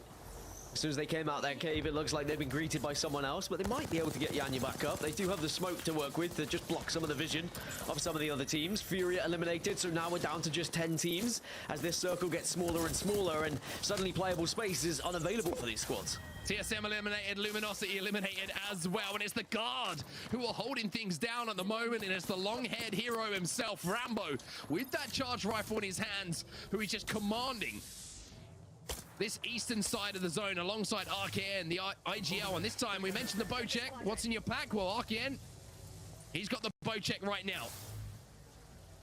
Over there. 빨리 가자. And you can see that ping there on your screen. He's actually pointing out Exet, who are the lone survivors on that island. They have very much planted a flag, they have claimed their territory, and they have held that island for the longest of times, and the circle still pulling towards them as well. So they're going to be pretty fine and dandy, our Exet. They got to the latter stages of match number 2 as well. They are consistently getting to the late game, which is good for their points chances of catching up TSM in the overall leaderboards. But our previous victors, Dark Zero, a team that had to rotate so far in match number 2 to try and get into the final circle, well, they've got still a journey here if they want to get into the last circle here on Storm Point. Oh, Jim Button's going to have the flank here, and we know he ain't going to miss too many bullets. There's the shots coming in. G2 eliminated. Dark Zero prioritizing the position of managing to get KP over placement. They know they've got a tough rotation. They stop the MP coming in as well by destroying that drone just to give them the time to reset. Now, the question is there somewhere for them to pop a Valkyrie? Can they get up into the skies without being taken out? It looks like there is already pressure on them. Yeah, a lot of pressure already, but the Valkyrie will come up thanks to having the Bangalore smoke. But let's go to a Dark Zero and listen in and see what the boys are having to say. Maybe this side? This side, back side of Prowess! Yeah. Oh, no, ignore. Can Can you drop me a bat? Drop me a bat. Just chill. I'm jumping. Dropped it. Smoke. I don't have it. I got it. I smoked the bat. I smoked it. Shoot them up. Distraction. Safety's off. I'm safe. Safe for me. Safe for me. That's big above us, I think. Near me. Enemy there. Sure. Pretty safe on me, kind of. On me. How do you swing his right side? You can shoot this if you want. It's a Newcastle.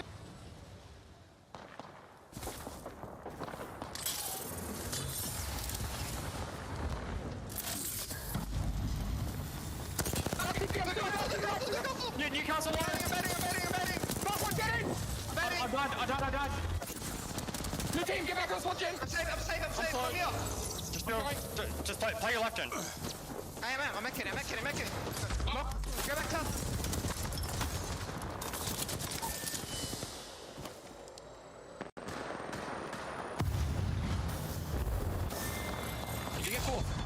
sure. Trying to give you knock. They're looking for you. I'm right above you. Come to me, maybe. Come to me, come to me. Shoot him out, shoot him out. Okay. Shoot that side, shoot that side. You got go forward, bro. Good job. Good job, bro. Shit.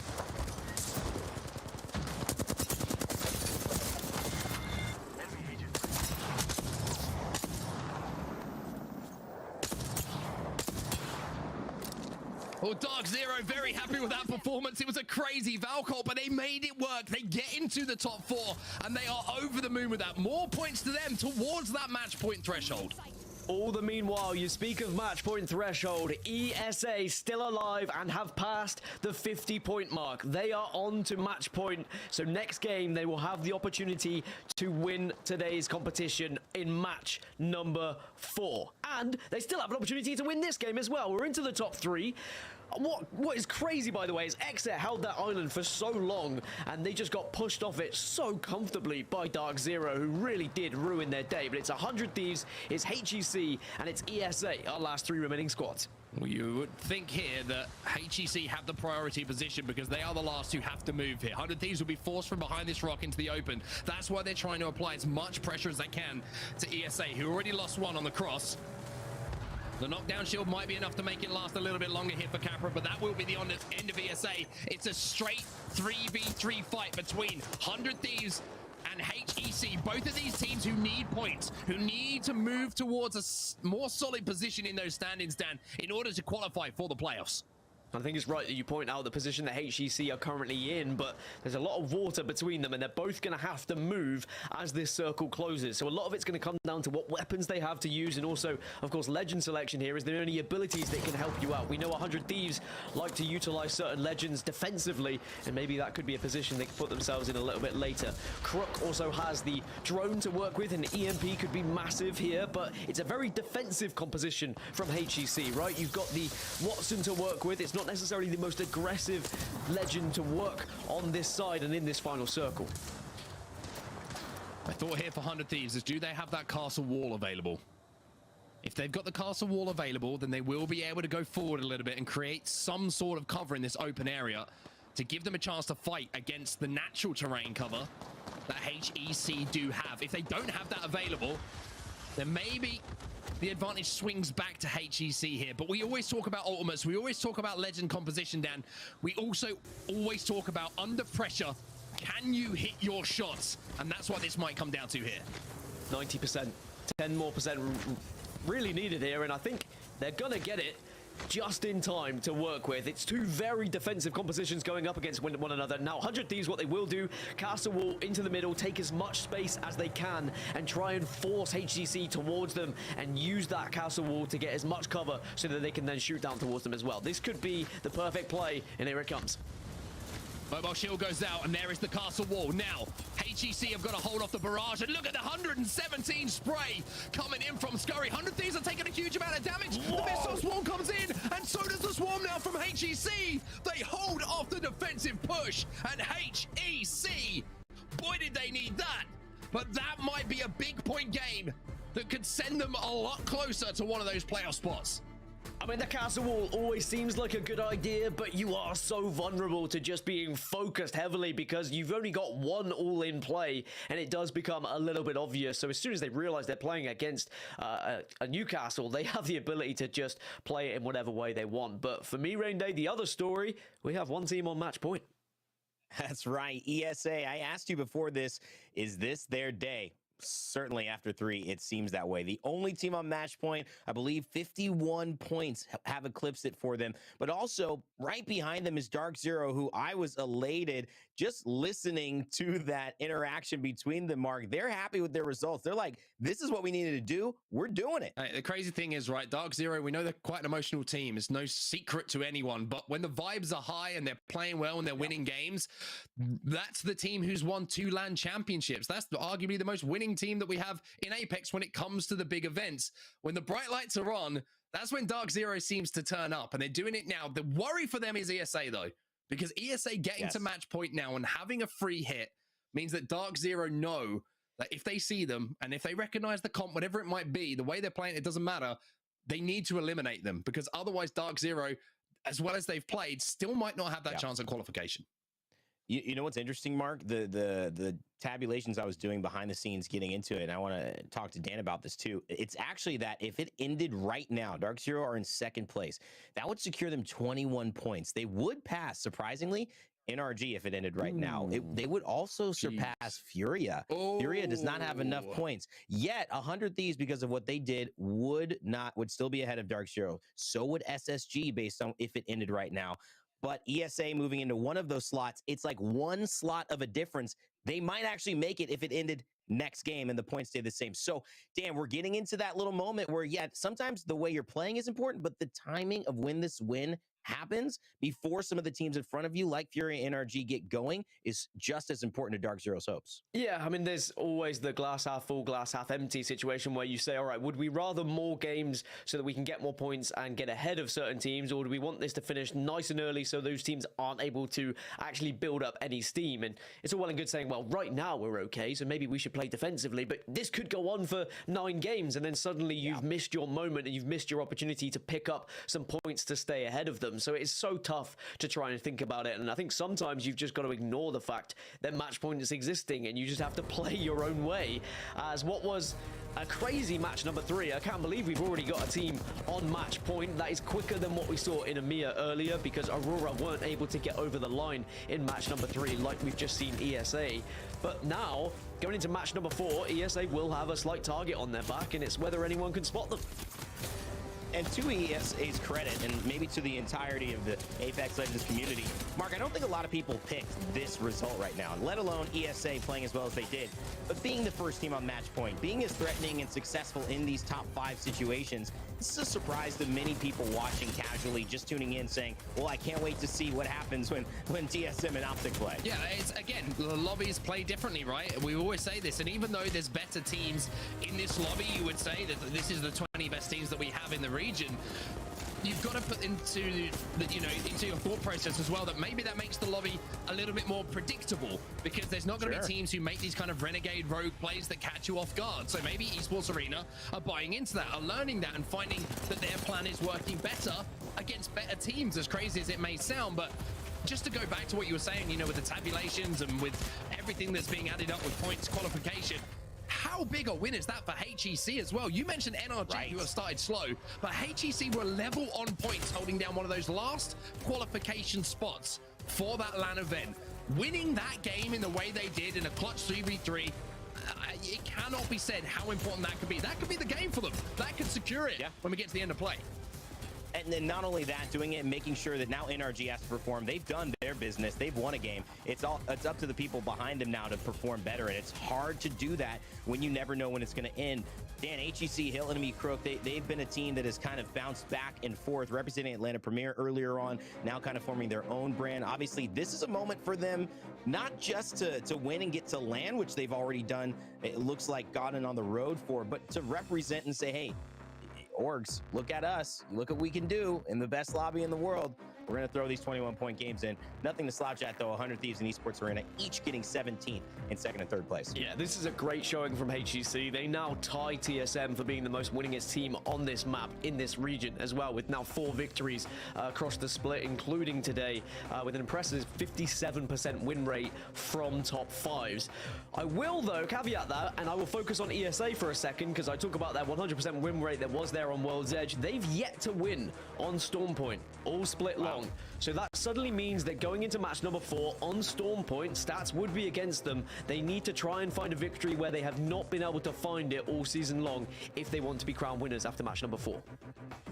On the back half, Mark, good things from Optic early. Obviously now 1 point, that's not what you want. You mentioned NRG, slow to pick up the pace, but MPS, a team that's done well. Tripods, we haven't mentioned much about Nick Merckx and the squad today either. Definitely not gotten going yet. Honestly, I was just like, while this graphic came up, I found myself just sat there, I'm like biting my nails, because I'm genuinely nervous and like feel, the energy that these guys must be feeling at the moment, who are down in every game. You don't put the points on the board. And the worst bit about Apex Legends, right?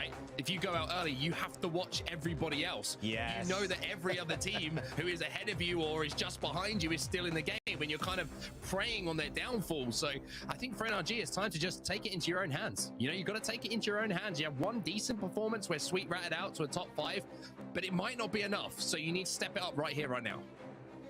two huge stories. ESA on match point means if they win next game, the tournament is over. We could have a 4-game match point, which I think might be the fastest in Apex Legends Global Series history. But of course, if that doesn't happen, which is probably likely, it's hard to do it back to back once you hit it.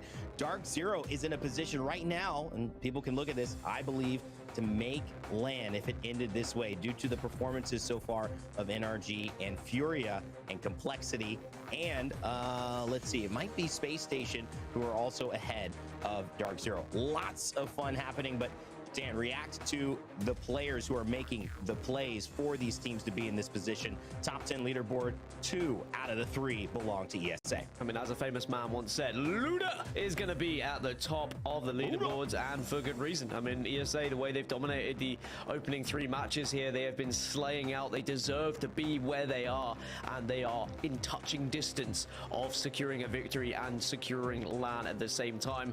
Rambo still up there, making noise. He's always up there. Like, he tweets out saying, you know, people keep underestimating me, but I'm always there, baby. He's always doing the job, and it's great to see. Well, when we take a look at this back half of games, first, second, and third game both have a strong theme to them. And it's the fact that this team that is under the title Esports Arena have dominated in World's Edge and have shown that they can get to match point faster than even teams in EMEA like Aurora could do. This has been their day so far, Mark. And, you know, why has it been going so well for them? Why are they having this momentum? Sometimes hard to tell, but you can see the results are certainly there as a top team. They're doing a great job of just making good end-game decisions, and it sounds like a very simple thing to say, right? You don't want to make a bad end-game decision, but it's so tough to do under pressure. And I think, you know, sometimes it's about not doing anything. Sometimes it's about holding off on that decision being made till the last second and then making the right one. Let everybody else do something before you are forced to make a play. And I think Esports Arena have just been very patient in this lobby where there's going to be a lot of teams who are very nervous. And I think some teams might be making plays a little bit hastily, knowing what's on the line for them today and knowing it's the last opportunity. So ESA are just showing good patience, but also, like I said in that 3v3 fight at the end, sometimes you just got to hit your shots, man, and you got to be calm about it. And that's what you're seeing in some of these clips. Amazingly too, Dan, My Little Phony featured Rambo and Phony Head. And Phony had a couple of clutches in some big games in the ALGS. It's not like these guys aren't fraggers. They do the thing. And if you want to see if you are at the same level or on par as the players that you're watching here, make sure to check out the Challenger Circuit. Registration closes January 4th.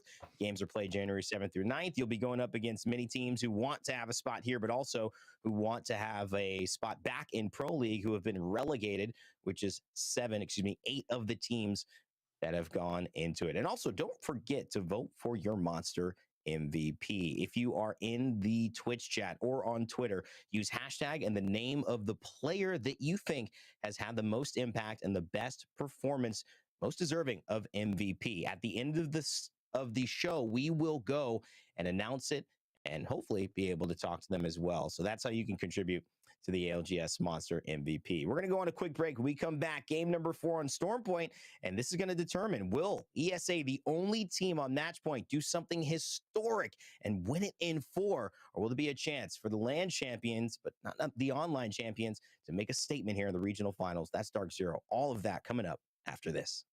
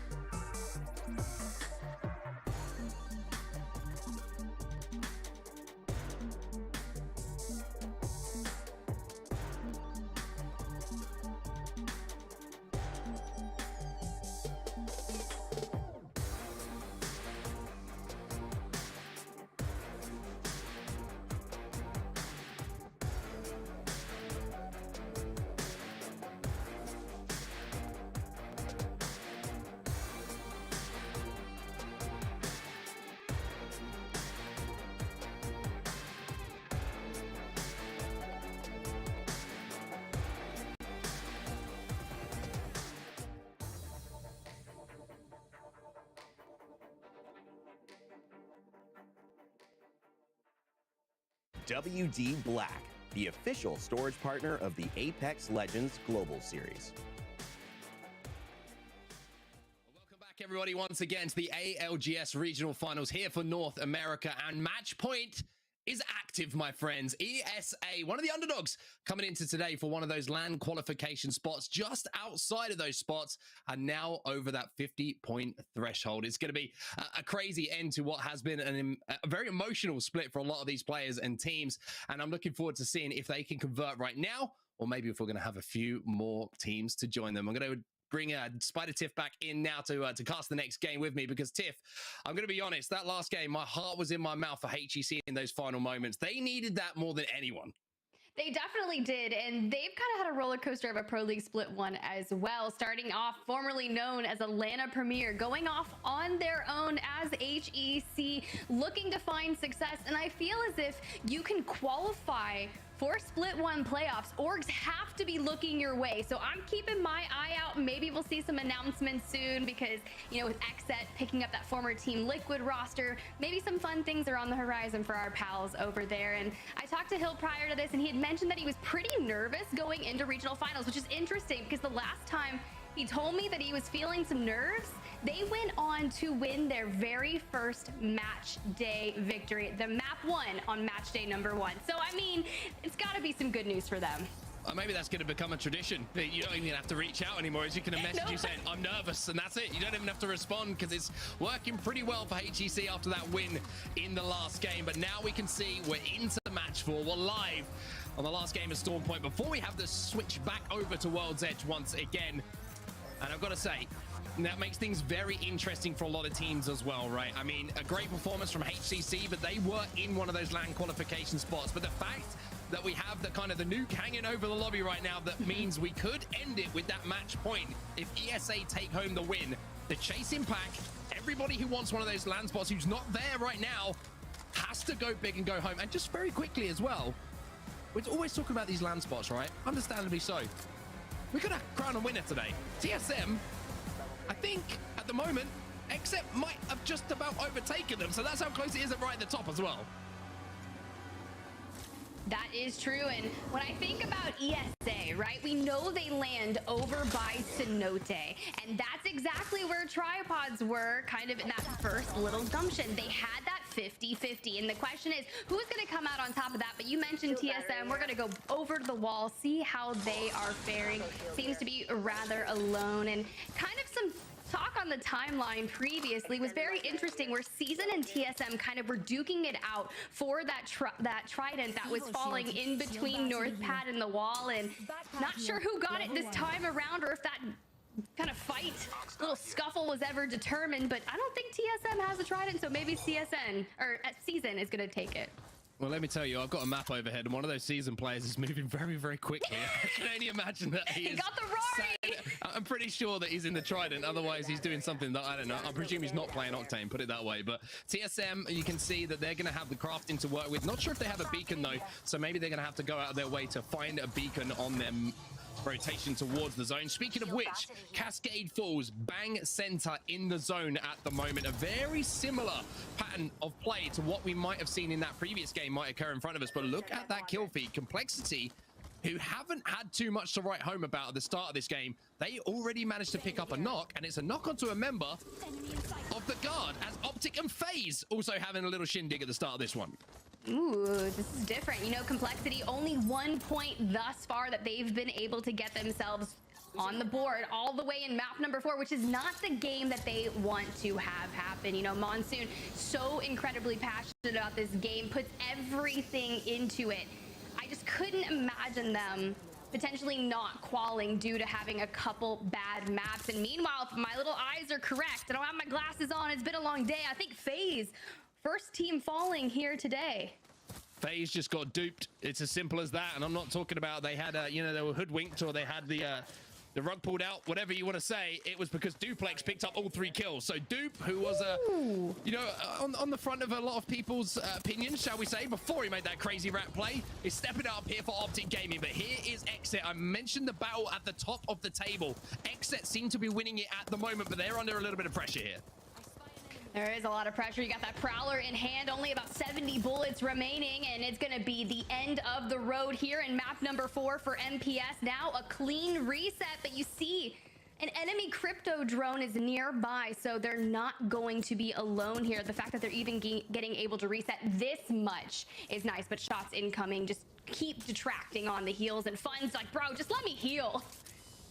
I know they're feeling all too well. Trust me, I'm sure anyone who's played Apex Legends is like, okay, we get to reset, and then you just get chipped away. You're like, I'll just pop another cell then, don't worry about it. Dark Zero, what a day it's been for them, and they are in a great spot. They have beacon information, and look at where they are, deep inside of that zone. They will be safe for quite some time, but maybe they won't be as safe as I thought they were, because a hot Optic Gaming has just arrived, knocking on the door. I know Halloween was a while ago, but they're saying trick or treat. Yeah, Optic doing everything and having a great showing in the regional finals so far. It's just a shame that it took this long to make it happen, and ESA is out, and Dark Zero under fire. This could really prevent them from hitting match point. Green wall, baby. Green wall all day. They are shredding through them at the moment. Duplex comes in and cleans up the last one. And Optic with 6 KP already in this lobby. Dark Zero out. After 3 really, really strong games from them, they will not be getting past that match point threshold. And we've got a game number 5 on our hands after this. The question is, can Optic break through the threshold, find 18 more points throughout the duration of this map? They've already picked up 6 eliminations along the way. So couple that with a couple more, and then some placement points, 12 for a victory, and we might have Vicky somewhere screaming, "Dupe!" Trust me, everyone at home will be screaming dupe. I will be screaming dupe. If you're not screaming dupe, you don't like Apex. It's as simple as that. But for Optic, what a start it's been. I talk about momentum. I talk about team fights being vital at the start of the games. If they go your way, it's wonderful. You're not afraid of anyone. If you fall out the lobby early, you have all of the time to think about what went wrong. For Optic, it feels like they're just riding off momentum right now. They're riding off emotion. The adrenaline is pumping, and that's 2 team fights back-to-back that they've come out on top of. And like you mentioned, 6 KP, that's fantastic. That's 6 guaranteed points for them. If they take home first place, that's 12. There'll be more KP. You have to wonder if maybe this is the game for Optic as we jump on board and see a little bit of a rotation through the zone here from BR Demons. Yeah, BR Demons coming into this map in 17th place with only 6 points. You know they're not too happy on that one, but it's Tripods that are still alive and in this, taking on the Spiders, but I think they're nearby with BR Demons. You can see them, the heartbeat, passive coming out from Seer, and tactical going out, so Tripods, you're gonna go under fire. Tripods versus BR Demons. Arcstar is down. Also, the exhibit goes down as well. BR Demons are going to lose the first one, though, you can see. Now we're going to see BR Demons trying to level things up. The shield does get cracked, and you have to worry. No, all of a sudden, if this has completely turned on his head, it's all up to Deeds now. He's got a wingman and a car to play with. I'm not sure if he's got any ammo. Armor swap is going to be available for him. Has to hit some big shots here for Tripods if he wants to stay alive. The zone is going to be a problem as well, so he smartly decides to pop that med kit. Will be able to get it off, you would just about imagine. And now he will be able to get that res off as well. So Tripods survive, just about survive. They will win that fight. And they will live for just a few more moments, but the zone is going to be a problem for them. Need to get inside that zone nice and quickly. They're just on the outskirts, and they have 2 minutes left on the clock, so should be okay. And a beautiful reset coming out of Deeds and the team here. And I'm really excited. I've been watching a lot of the Tripods off stream, on stream throughout the tournaments in the midweek, and it's been really fun to see their growth. You know, they started out last year playing in the qualifiers, playing in Challenger Circuit. You had a couple team change-ups. They just brought in Serial as their coach, and a lot of changes have been going the distance for them. You hear the recaps after their matches with Serial, and he's been changing their thinking a little bit. And one of the things that I noticed the most on set was where he said, you need to stop playing to live, playing to survive, and playing to win once you get to that end game scenario. And that, I feel like, maybe it's the messaging, maybe it's the level they're talking to each other, but I feel like it is helping. Yes, it's not necessarily translating to the first 3 maps that we've witnessed thus far today, but overall, I think Tripods are growing. Yeah, Tripods certainly moving in the right direction for sure. And they're an outside bet, of course, coming into today's tournament of being able to make it through to the LAN. But if they keep progressing in the way they have and they keep learning in the way that they are showing they want to, then maybe a LAN will be on the horizon for them at some point in the future. But for now, it's Furia, who have been kind of uncharacteristically quiet so far in this lobby. We've seen a couple of team fights, but we've also seen them go out pretty early by their own standards. They have a lot of space here on this side of the map, though, and we'll be able to chill for quite some time. But looking at where that zone is pulling, it looks like we're going down to the southern point of checkpoint, down on that low ground where those buildings are. So Exet are there, HEC are there. It's always a good indication where HEC are, by the way, where the zone is going. NRG are also there. Optic on the outside of that zone, holding down the choke. And at the northern side, you have Complexity, CLG, 100 Thieves, and Season. I mean, you're not lying. We have all of our teams that play hardcore zone nearby over there. Complexity at the top of checkpoint, the guard just near the spiders area, HEC to the left hanging out with Xset. That just goes to show you, I'm hedging my bets. That's exactly where the zone is going to go. I don't need a data analyst to tell me otherwise. I've got Complexity, the guard, and HEC. You don't need a spade. You know, you don't have to go dig in. It's all good. Fury are now moving their way forward, and they're going to re-rotate up to the northern side. And I kind of like this decision just because of the fact that, you know, they haven't seen anything whatsoever on the Cascade Falls side of the zone that they find themselves. So they're looking to wrap behind teams. They're always looking to pinch teams. And if there's no one in front of them, there's no one to pinch. So you can see that Rampage is going to be revved up. And the team who's going to be in front of them, Team Solo Mid. TSM versus Furia. We might be a few moments away from seeing it. Look, I'm always down to see a Furia TSM fight. It's going to be a war of attrition, a grudge match per se, and Pander's already trying to take some shots with the 30-30, activates Beast of the Hunt and starts to close the distance, has a little bit of a speed boost. You see Reps trying to find some information for Verholst and Hal. One of the biggest attributes, I feel like, to TSM when they brought over Raven and such as coach, but it's that opening down, and Hal finds that onto Panders. Hal's going to get it. Like you say, that's now a 3v2 situation. Verholst is going to have the time now after that knock has been found by Hal to get the heals off. However, the grav lift is there, but they do get the finish. So now Fury have to completely change their approach to this game. TSM have to play tight. They have to play together and take no risks. Play slow and then look for these extra KP on Furia.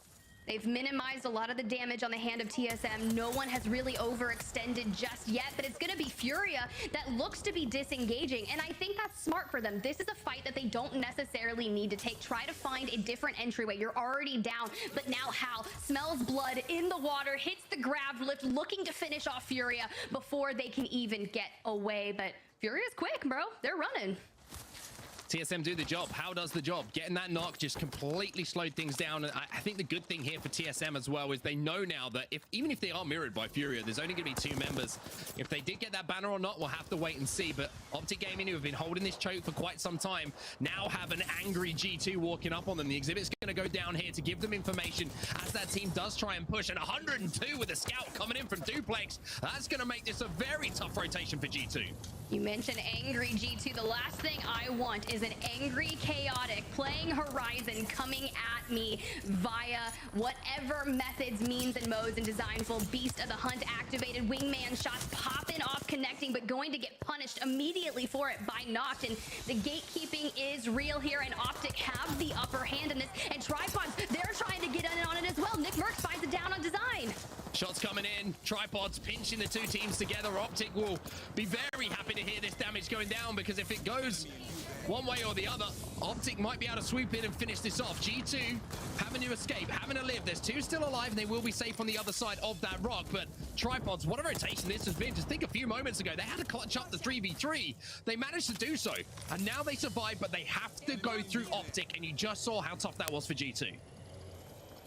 Yeah, they're in a very precarious situation here because they are caught out, and they've got Dupe, the kill leader, on the other side of this choke point. They don't really have too many other options. Should they decide to disengage and maybe head out on that little sliver around the mountain, they're going to be met with other people as well. But Optic trying to go ahead and push straight in. There's a couple trio of buildings down here south of Cascades. I'm sure they are all occupied, but just getting punished, pelted, prodded from all different directions here. Well, Optic have retreated a little bit, which is going to allow Tripods to be safe for now. Gents jumping up to do a little bit of scouting using that grab lift. Might have spotted a solo here. There might be KP available. G2 on the other side of this mountain still. You can see the Tripods are very aware, but they don't have to do too much for now. One thing to note as well, it seems like Skittle Cakes has changed his name from Skittle Cakes to Skittle Cake. Maybe he realizes now that he is the Skittle Cake and all others are just imitators. I mean, I like cake. I don't know where I was going to go with that onset. We were talking about cheesecake earlier, but no, it's a statement I can get behind, all right? We like cake. Well, there is Optic Gaming, getting very friendly in a corner, smoking themselves out as well, just to make sure that nobody can get any lines of sight on them. 4 kills to the man on your screen, Duplex, as they try and move up the hill. However, some shots coming in from that grav lift, and it's going to be, again, Tripods trying to force their way in. Duplex has got to be very careful here, pretty low. As Furia, unfortunately, his Watson will be falling as well. Furia now eliminated from the lobby, and look at Tripods go. They are bullying Optic Gaming. They're doing exactly what they need to do. Optic doesn't really have anywhere to go. They're trying to utilize this tree for cover, but they are getting prodded from every direction. NRG wants a piece of this action. Space Station wants a piece of this action. But if you're NRG, you need to take on as many eliminations and get the KP for this as soon as possible. Optic Gaming going to fall. Tripod still trying to make their way through this choke point, but maybe not pushing all the way in is going to give them the benefit, because look where that zone is pulling. NRG are bang in the center where this zone is going to be pulling. They are inside of one of the only buildings available, and I mentioned how HEC just had a great game, such an important game. Well, NRG, they were the team I talked about at the start of this alongside HEC in a very similar position, so NRG need to make this game count, having got that priority position. But Tripods, I mean, Nick Merckx, full red armor, Gent, full red armor, Deeds, I imagine with the damage that's been done, ain't too far behind, 46 damage points needed for him. Tripods are going to be a menace to this lobby.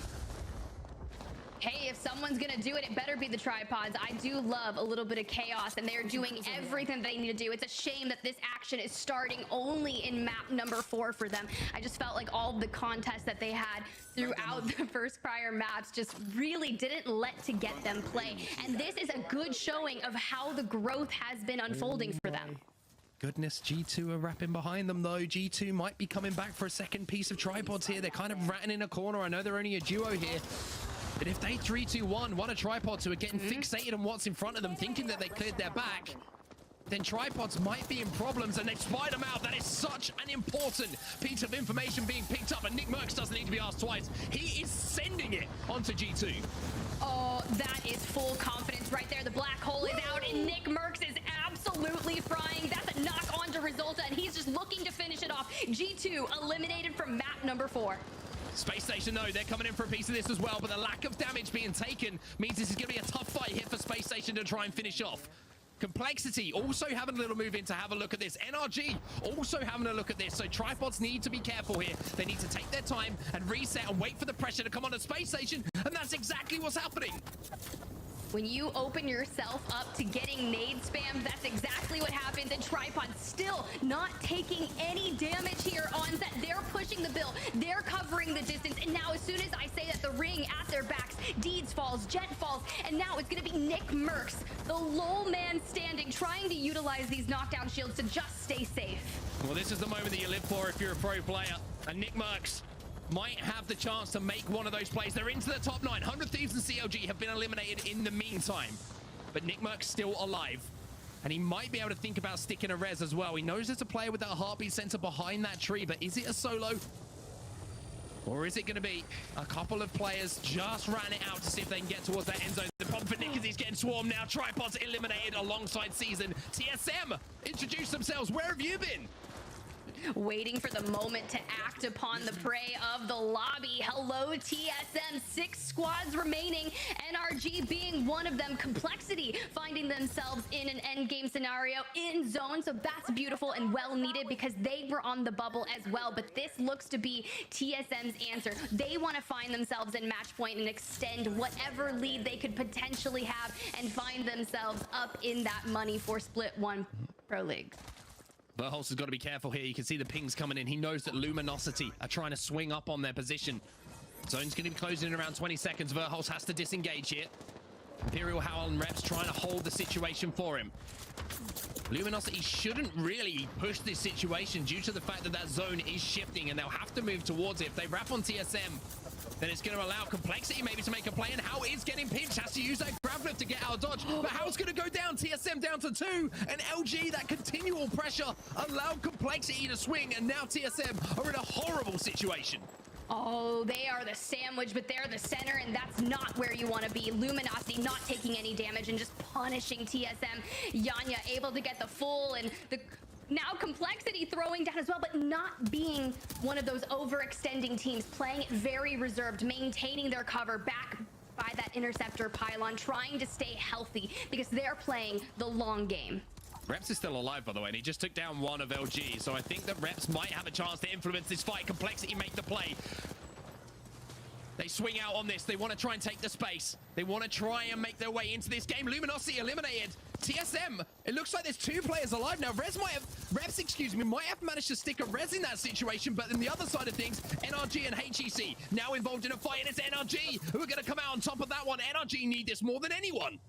Look, I said Complexity was playing it reserved right before they swing on to LG and completely annihilate them. And you can see Xset just chilling there down below on the rocks. Reps covered with the smallest rock in the center of the zone that I have ever seen. Just nobody look this way. Don't even worry about it. Trying to shoot at the drone that's nearby. And now everyone knows exactly where Reps is. And Monsoon and Lux, they're hungry. Complexity going to move down. They should clean up this KP nice and simply. They do indeed. Always helpful when you got an RE45 to strip away at those shields. Monsoon using it to the best of its ability at the moment. We're down to 4, and you saw where every single team was. But Complexity, they're on the quiet side of zone at the moment. Monsoon's doing a great job to hold for them as well, but Xset might be able to make a late play here. They might be able to stay alive just long enough to maybe get a second place if they could just survive and let NRG and Complexity fight this out. Onset, I just realized Hill's still alive. Oh, he's still there. He is the lone survivor of HEC, and Complexity showing presence and blocking off the center of the zone. Brilliant work here. The path to redemption for them. They want to get to land. They need playoffs on their horizon, and it is starting here. They didn't make it to Sweden. It compounded to chance, so they're looking to get themselves onto land, but NRG wants to stop them. They want to put it here and now in a 3v3 fight at the very top. Smokes are going down. HEC have fallen. Hill wasn't able to do anything as a solo player against 2 of the Xset members down on that low ground. You have to wonder, is there anyone in the comp here for Xset to get them up to the high ground, or is it just going to be second place by default? NRG versus Complexity. NRG looking to swing in, looking to take space, looking to do damage, but don't want to overcommit because they're not sure. And yes, look at this. Nocturnal has managed to get up to the high ground, and here come Xset, but they get dealt with. Has that provided the opening, though, for NRG now as the shields get switched away? Nathan picks up one. Complexity are falling. Sweet and Nathan left on their own, trying to hold off Xset and the remaining members of Complexity. Oh, I can imagine this is all but over as NRG, your winners here in map number 4, played incredibly well. And, you know, Xset tried so hard to get to that upper high ground and unfortunately just not going to make it work. And NRG benefited from that timing. If Xset's coming up behind Complexity, NRG just had to bide their time and then open fire. I'm getting hot. I gotta be honest, this is starting to get a little bit too much for me. Like, I've got the heater on. It's gonna have to go off in a few moments' time because, I mean, I talked about the 2 teams who needed wins today, who are gonna be looking down maybe instead of up. Well, it's HCC in the previous game and it's NRG in this game who get wins. Rain Day storylines, I love it when they come to the fore, my friend. Oh, it's easy when you set them up like that. It's a softball pitch down the middle and swung out of the park. I mean, HEC, NRG, they absolutely needed to win, and they win not just one game, but they win back to back. Mark, take a break. Tiff, let's talk about it because HEC, you say they stay alive. It's still a good performance from them overall. Sweet had his ratting performance prior. This time, no rat needed. They challenge Complexity. They challenge Xset. They come out on top of everything. Doing exactly what needs to be done. I know Sweet was asking for beacons, asking for zones that would favor him, and I feel like Nikki was out there just manifestation candles galore. Like, I know I would get them for you if I could. Maybe that was Sweet's Christmas present, whatever, coming early, it's paying off.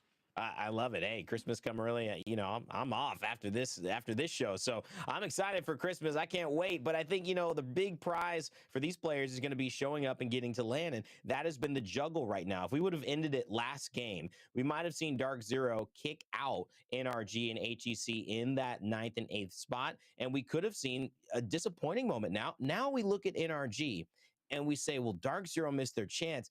NRG looking like they're very much in the driver's seat of not only being in a high contention points wise, but commanding their own fate. They haven't slowed down. Even Complexity too, a team that look, 11th spot. They have 75 points coming into it. NRG have 81. That's how close it is. 6 points. So, you know, a better performance on the day. Complexity is an opportunity to kick NRG out. I can't overstate how important it was for NRG to follow through and win that game, Tiff. But that's what happens when you want to be a champion. You show up when the time is now. The time is now, and well, the time is in charge because we got a map 5 on our hands. Dark Zero not able to hit win condition here in this match. You saw Optic Gaming push inside that building, eliminate them early on, and deny them any more points. ESA going out early as well, but it's also Furia finding themselves unable to get it together and get into that ring. But I'm not really worried about them. They're incredibly strong. I feel like they're going to find their flow similar to how we saw Tripods here. It just took them a couple matches because, mind you, this isn't groups A versus C, B versus C. This is the top 20 teams in one lobby for North America, so things are a little different.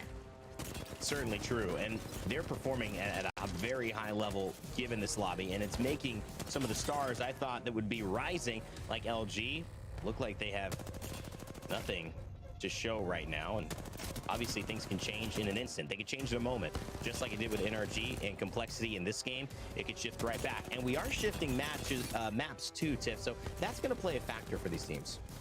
That is, we go 2 on World's Edge. We just finished up our 2 on Storm Point, so we're heading back to the ever familiar World's Edge. So those teams that are familiar and find so much more success. I'm looking at ESA. They're already in win condition. They've been there since map 3, going back to where they took that first win. I find it hard to imagine that they won't find success here because, you know, Gaskin, the stats don't lie, do they? Yeah, don't let them get to top 5, basically, because that might mean the end of the tournament for everybody. But I guess the biggest question is, do we have 2 teams on match point? I don't think we do. It may still be ESA with now a 3rd opportunity to have a game where no one else is on match point. It's NRG, though, making big headway into their progress on today's tournament. 23 points for them, 11 off of KP, 12 off of placement. I mean, that's a perfectly balanced game. You'd love to see that. Complexity showing up first for the big time. Big fan of Complexity and that squad. It's good to see them showing up here. Is it too late? You have to wonder. Xset, though, feeling like they're right on time. 10 points again. They haven't had that blowout game, Tiff, but what they've done, like TSM, is stay relevant each and every match. And that's a threatening squad if I ever see it. Take a look at the back half, too, though, and react to this. Optic and the Guard finding themselves each 6 eliminations, so 7 total points, which isn't bad when you find yourself going out in 13th and 14th place. What is interesting is Furia, Dark Zero, Esports Arena not able to get any more real worthy points on the board. And as we look down, we're going into map number 5, right? Yeah. This is where things are starting to get interesting. 7 maps was all it took for us to crown a winner in EMEA. So we're kind of encroaching on that area. Yeah, we really are. I mean, heading into the 5th map, take a look at the series results. Esports Arena still on top. Dark Zero still in 2nd, but a team that they would have passed prior now will not pass if it ended this way. NRG, they have climbed well up, 25 points, I believe, in that last game. HEC also ahead of Dark Zero. Optic Gaming, the Guard, Xset, these teams have really shown up for me. I think 100 Thieves, Season, they've been hot and cold. TSM's been very consistent. LG, Complexity, finally show up there. Space Station still wanting more from them. All of this setting up for a fantastic return to World's Edge, which is where the majority of the points were gotten from the only team that is currently on match point. That is Esports Arena. So for those watching at home, you know that the games could be over if ESA have another lights out performance. Better not let them get top 5. That's what the rest of the lobby is hoping for. We'll find out, though, in game 5 if ESA can close it out, if we'll have more teams join them on match point.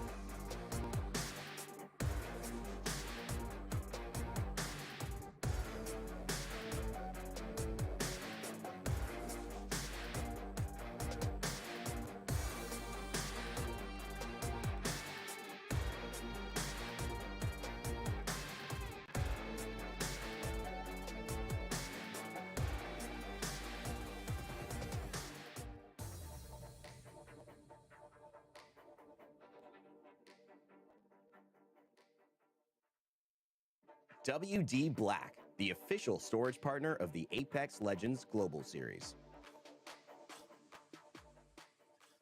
Welcome back, everybody, and things are starting to get very interesting over here in the NA Regional Finals for the Apex Legends Global Series. If you were enjoying a little bit of Storm Point, well, unfortunately, we're snatching that away from you. We're going back to World's Edge, Dan, and once again, it completely changes the context of what we see in front of us. It definitely does, and I think as Tiff was alluding to, great news for ESA, who have already found a victory here today, and yeah, their win rate is pretty good when they get into top fives, but they've got to get there. And are they going to have that match point syndrome that we've seen so many teams fall to prior to this tournament today? But NRG getting the victory in the previous game is going to give them so much confidence now going into match number 5.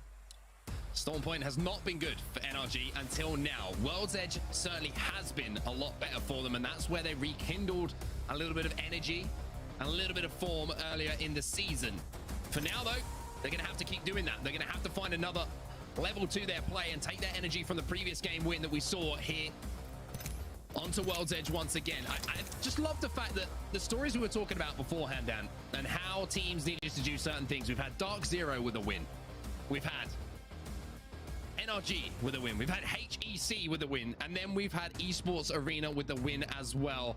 I mean, it sets it all up perfectly, right? They're the teams who are desperate to lock down playoff places, and they're all winning the games. It makes it so much more exciting for us to watch. But a reminder, ESA still the only team in the lobby who do have that match point opportunity.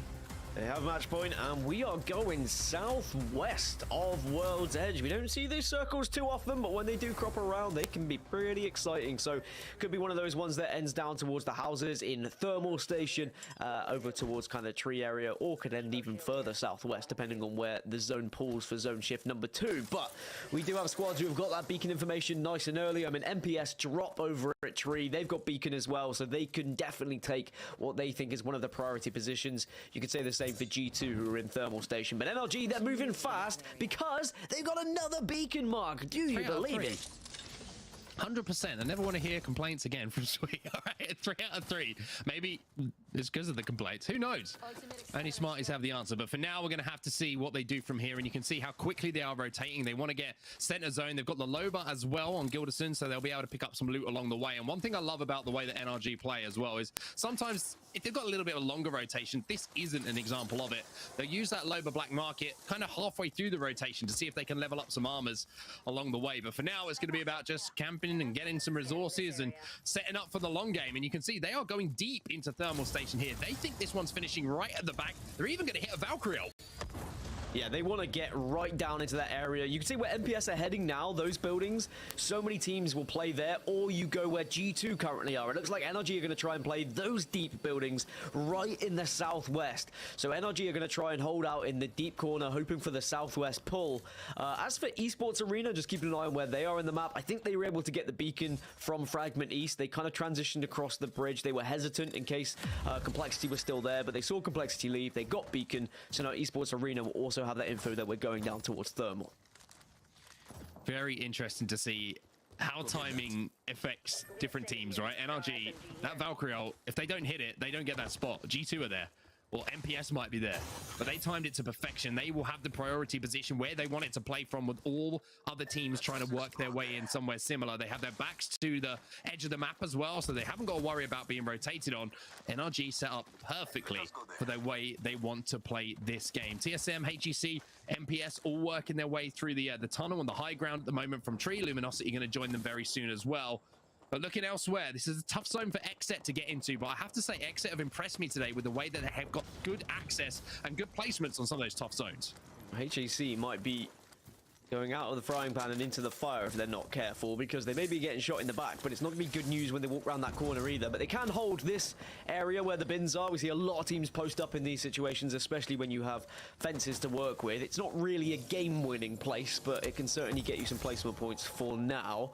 I did also see when Esports Arena were rotating in, it was another diagnosis of match point syndrome, where they had very little loot to work with because they're rotating super quick, because they want to get into zone. They want to be able to play to try and win the game.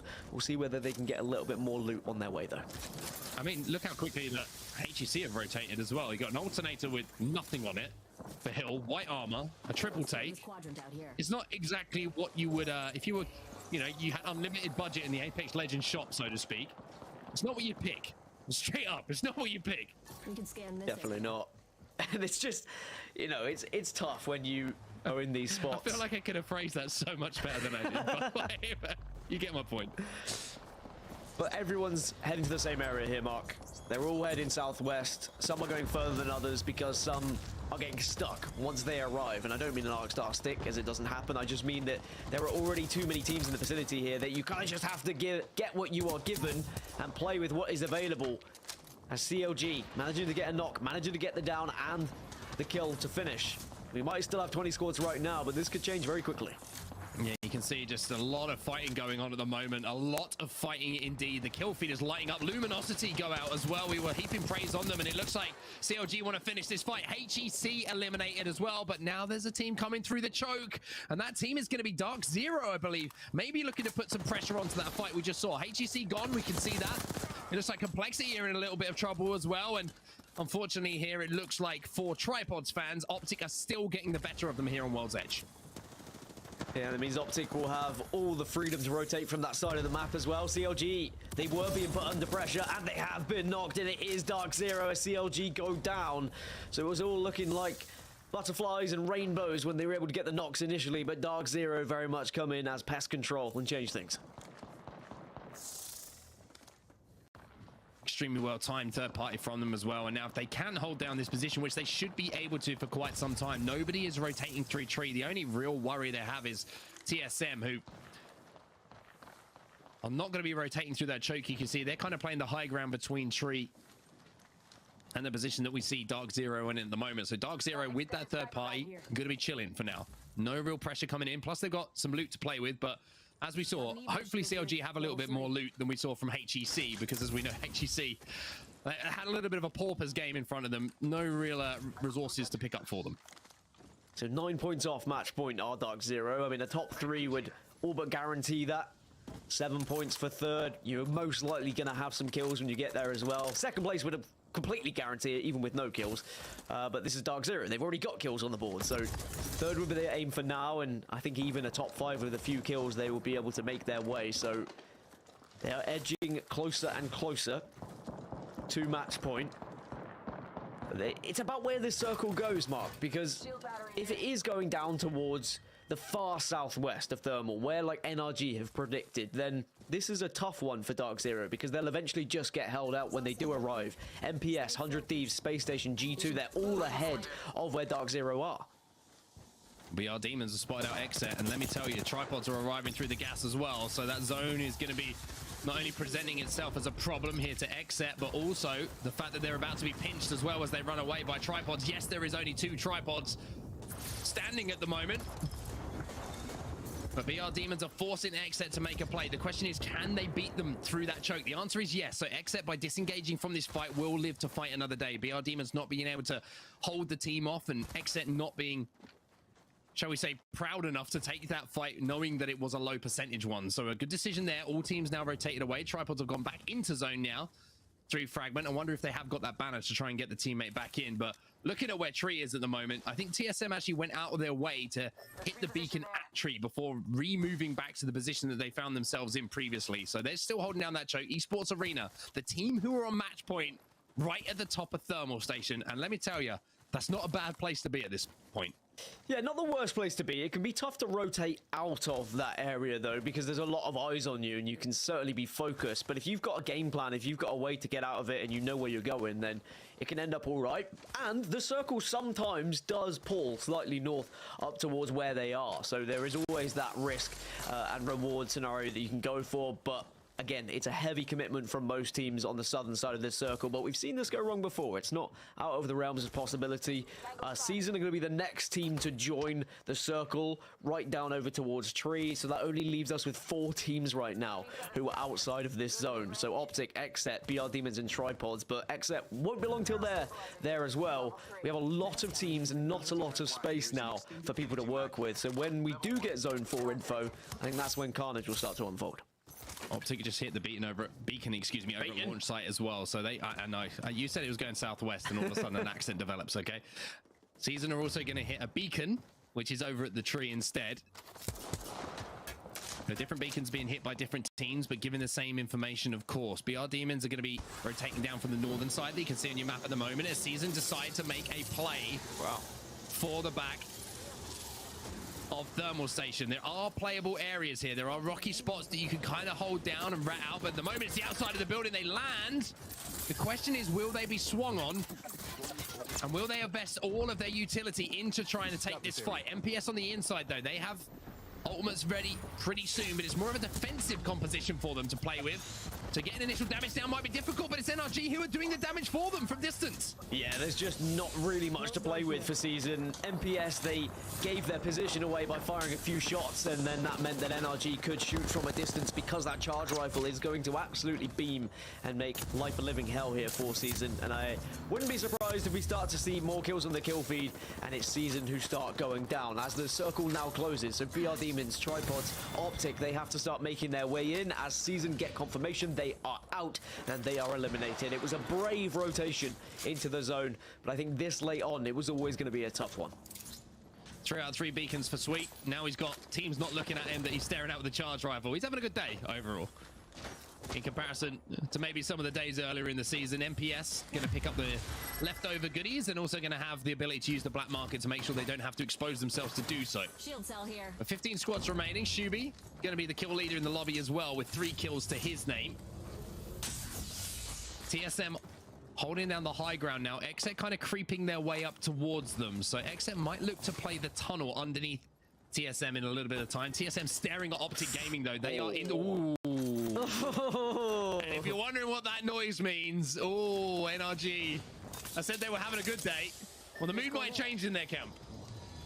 So we're all in and ahhing at that zone pull. It has gone back towards the tree area, back towards those buildings I first mentioned right when I saw the circle, where Dark Zero currently are holding, where NPS are currently holding. Dead center pretty much of this next zone. NRG are going to be outside of this next circle. When they skyward dived, they had 2 decisions to make. Well, 1 decision to make, 2, excuse me, out of 2. They needed to either go to where NPS currently are or to take the area where they had, and it was very much a 50-50 call. It was always going to be tough. They may have been forced to make that decision just when they saw the team already around those buildings. I will caveat it with that, but it's not going to be a simple game for NRG. You saying they were having fun? Well, this is going to be less fun in this next 1 minute and 20 seconds. MPS, they're in a great position for this endgame in this bar building, just kind of overlooking a lot of the carnage that's going down and the carnage that will ensue from everyone who betted on that position that NRG were holding down. That's a zone I hadn't seen for quite some time, I have to say. That one that's right at the back of Thermal Station. And NRG are going to have to think about how they want to approach things now. They do have the Valkyrie if they want to think about redeploying in around 50 seconds time. And you know what, Dan? I love it when we have a listening ready, and it's a perfect time to jump in with NRG because they have some tough decisions to make. It doesn't look like anyone is taking this spot. Like, but these guys are playing aggressive from the out, like, or at least the Valkyrie. Yeah, we're gonna have to mitigate that with nades on the doorway. Yeah, I have 2 arcs. I have 2 arcs. I have an arc. Are we going? The thermite would be big for that doorway. No, I think we're landing right here. On the staircase? And then we're running up the stairs and jumping to where the boxes are at, okay? We're gonna land right here, okay. Then we're gonna run up the stairs around to where the boxes are at. No one's looking at G2. Okay, yeah, everyone heard? We might be able to do it, like, maybe now, because G2 has to do the thing, like, I think we should look for 1 more Valko to be in the air. Okay. Okay, ready? Now.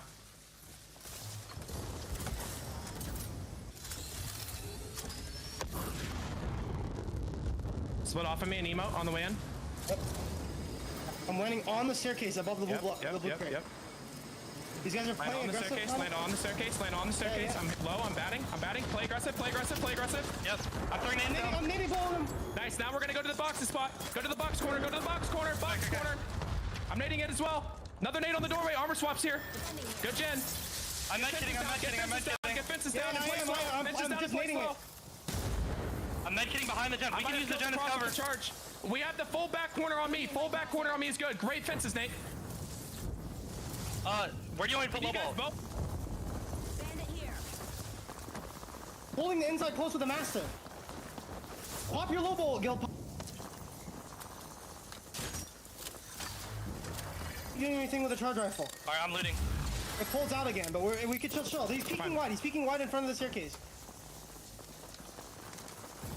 keep looking for kills out there. Keep doing whatever you're doing. Oh my god, so...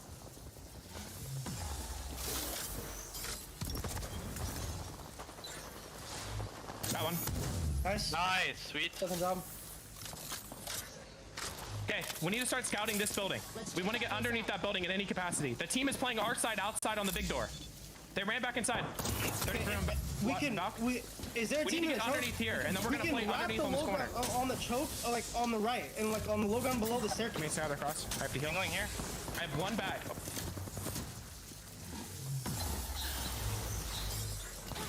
No, I'm fine. Play the deep corner. Play the deep corner. Yep. Team inside can make a play off us.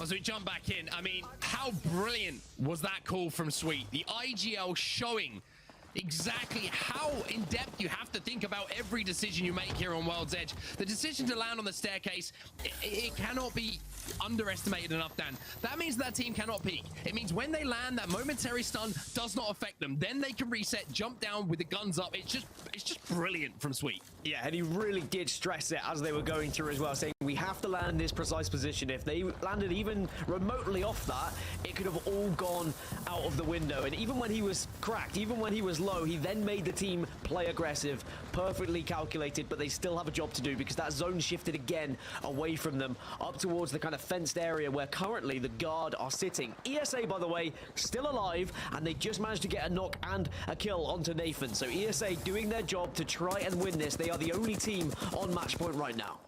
Just to highlight, I think there's 5 teams in and around this building that Optic Gaming are currently on top of. Everybody is stacking up on top of each other.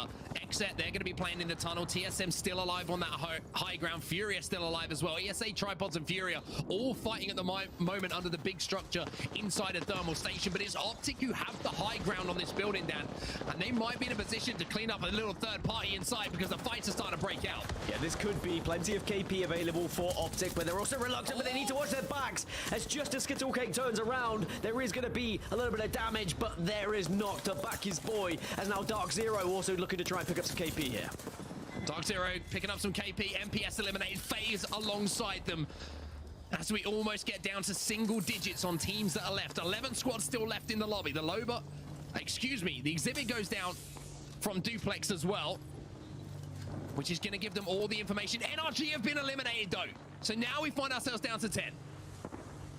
Everyone gets 2 placement points, but still a lot to do. Reminder, Esports Arena still alive on the northwest side of this zone, but they are being kind of looked at and shot at by Tripods at the moment. And this zone is basically pulling over lava right now, by the way. This is going to be a really tough ending for a lot of these squads to try and navigate. You could argue Tripods in a very comfortable situation now because they have a little bit of coverage to work with, but they may get sandwiched. Here's where ESA are. They have the high ground for now, but look at where it's ending. It's literally ending with so much lava and coverage. You're really going to have to utilize any sort of objects you can to try and get behind off here in this last circle.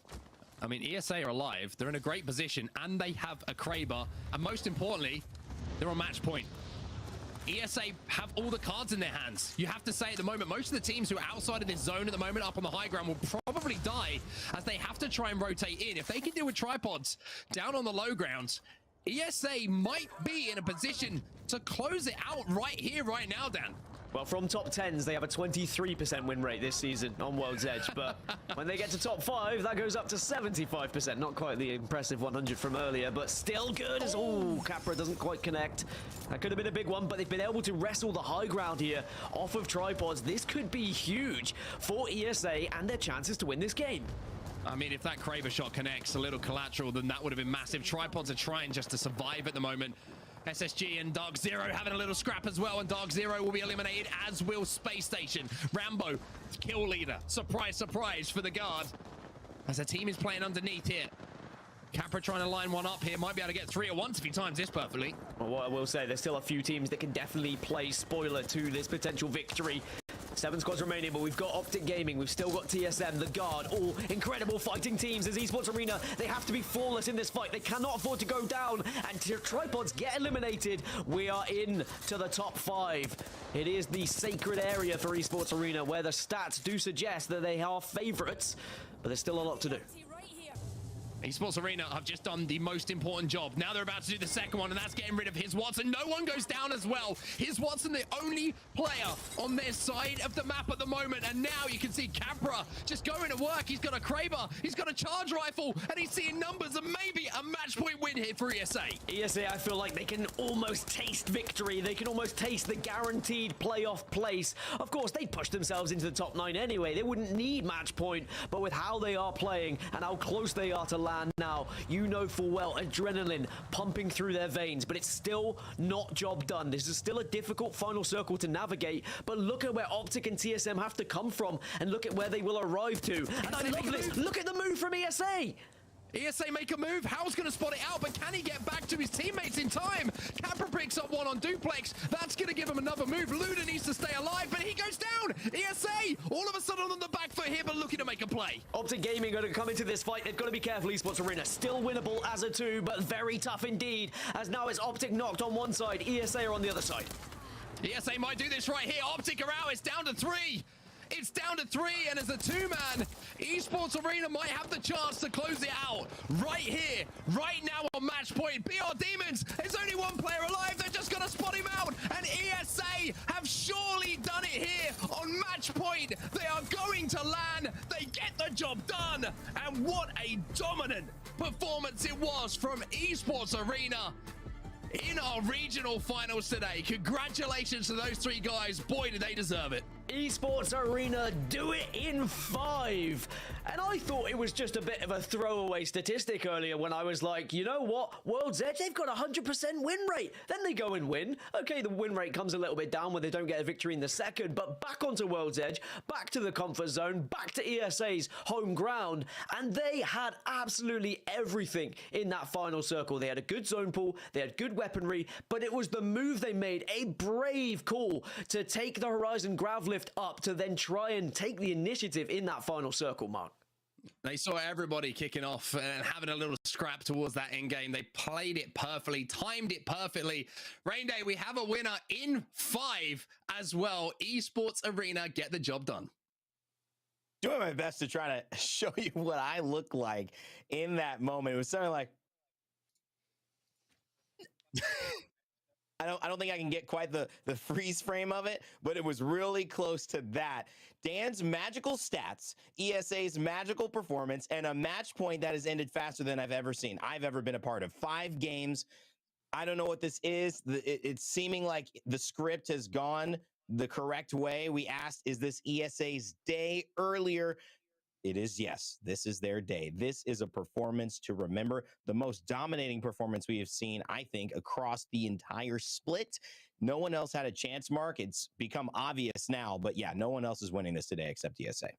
But the crazy thing is, right, congratulations to ESA, of course, an amazing victory inside of 5 games on match point, but there's so much more that we've got to find out. We've got to find out who has won overall. We've got to find out who is actually qualifying for LAN as well. All of these things are going to be unveiled in a few moments' time once the calculations have been done.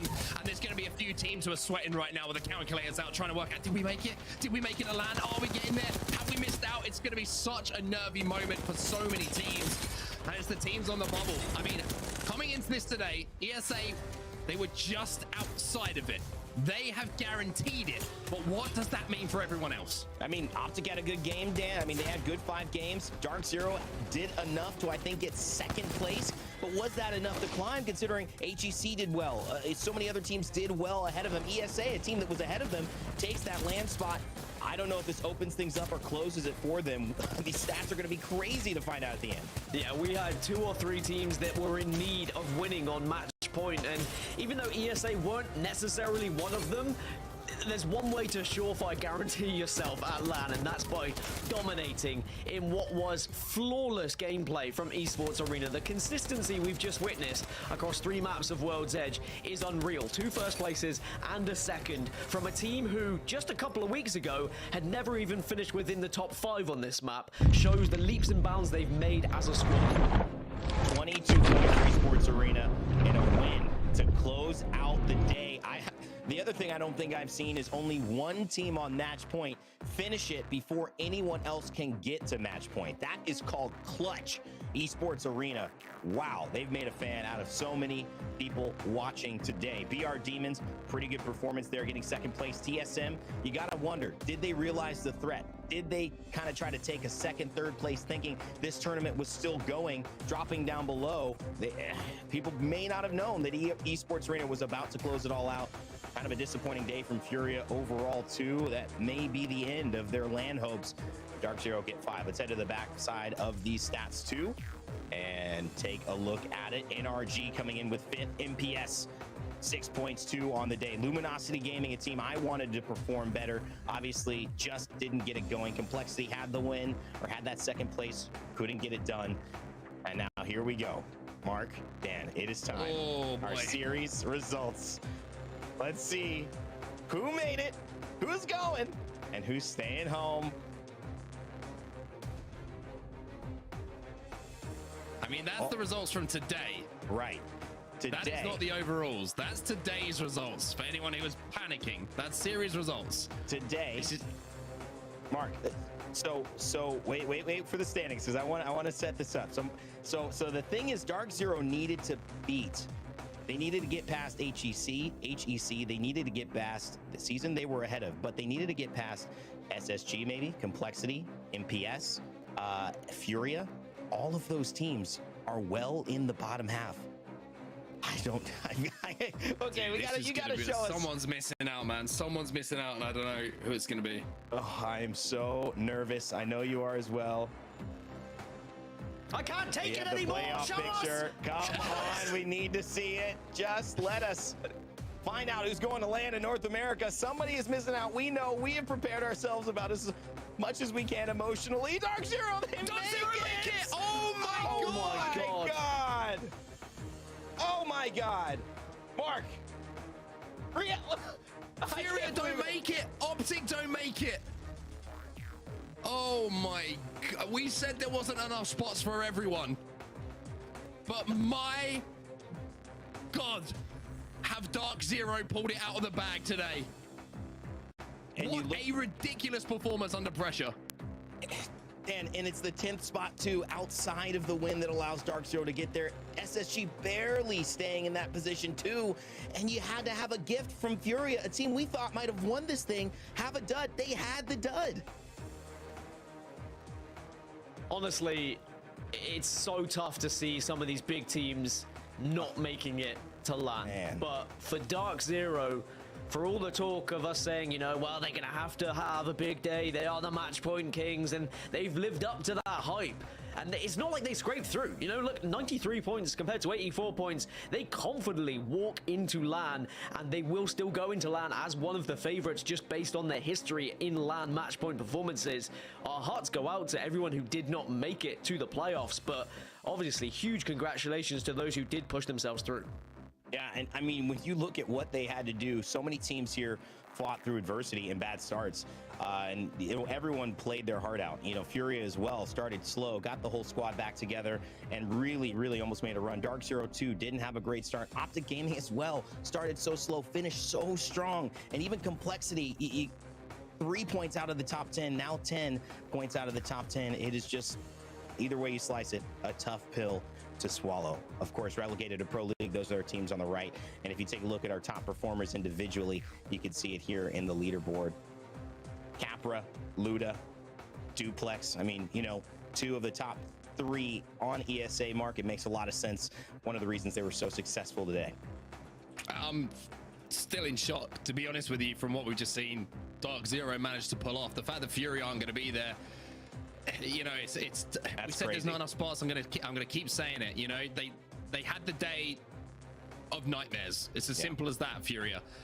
And it was Dark Zero who took advantage of it. I mean, Dark Zero love to leave it late. That's one thing we can say. They always somehow, against all odds, come out with a result. And Dark Zero have done it today. They will be at LAN. They will be at the playoffs. And I mean, I don't know what else to say, man. I get the risk factor, Dan, that Mark is talking about, because Dark Zero didn't just start slow. They moved from APAC South to North America to play in this. Imagine doing that move and not even making LAN again. That was what was on the line for them today, and somehow they got through. I mean, as much as I'm impressed with ESA, Dark Zero showed that there's something special about them when match point comes on. I mean, I'm at a loss for words. I mean, we can't even get a sentence out. It's a case for Dark Zero where they literally would have looked at today and said, it's do or die.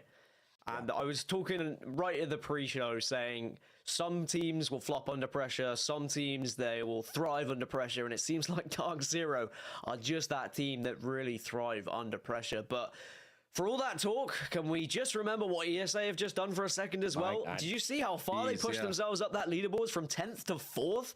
Unreal, the extra prize money they get for that. Also going into LAN now, we should definitely be talking about ESA and their consistency throughout World's Edge. An insane day.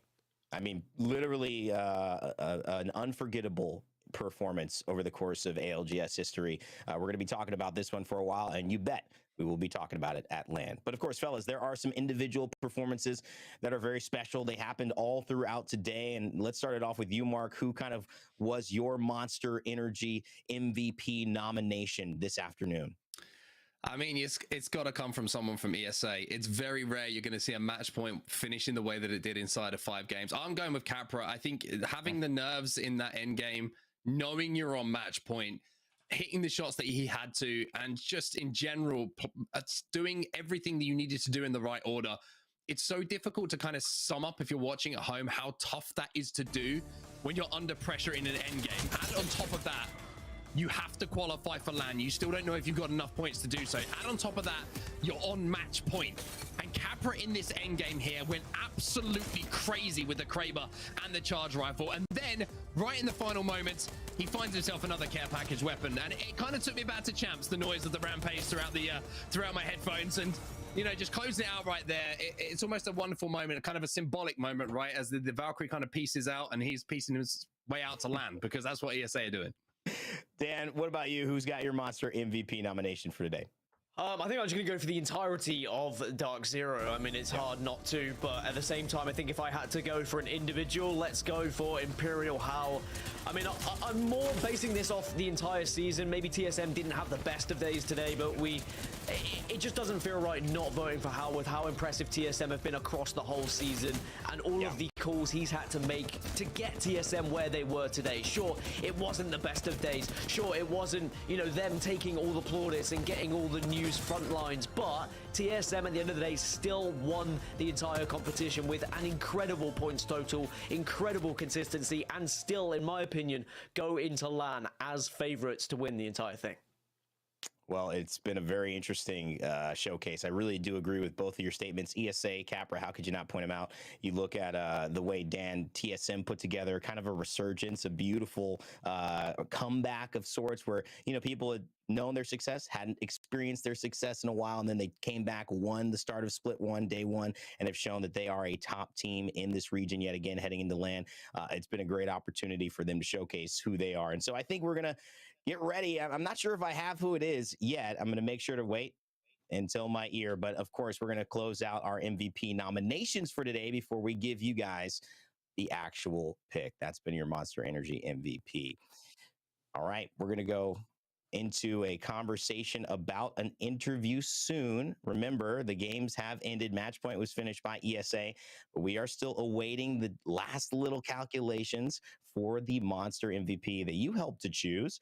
So we're going to wait and get on that. I'll keep you busy, though. I'll keep you company here as, of course, we're getting ready to do it. I think we're going to jump straight into the interview then, so we'll give you that a little bit later. That's how it goes, baby. So I'm not sure who we're bringing on, but let's bring somebody on here. Oh, shit. Is this Phony? Is this Mr. Phony? Yes, sir. What's up, baby? How you doing, man? Congratulations on the win. You know, listen, I got to first apologize. You had a clutch that years ago I cast, and I called you guys My Little Pony, man. I felt bad about that for a long time.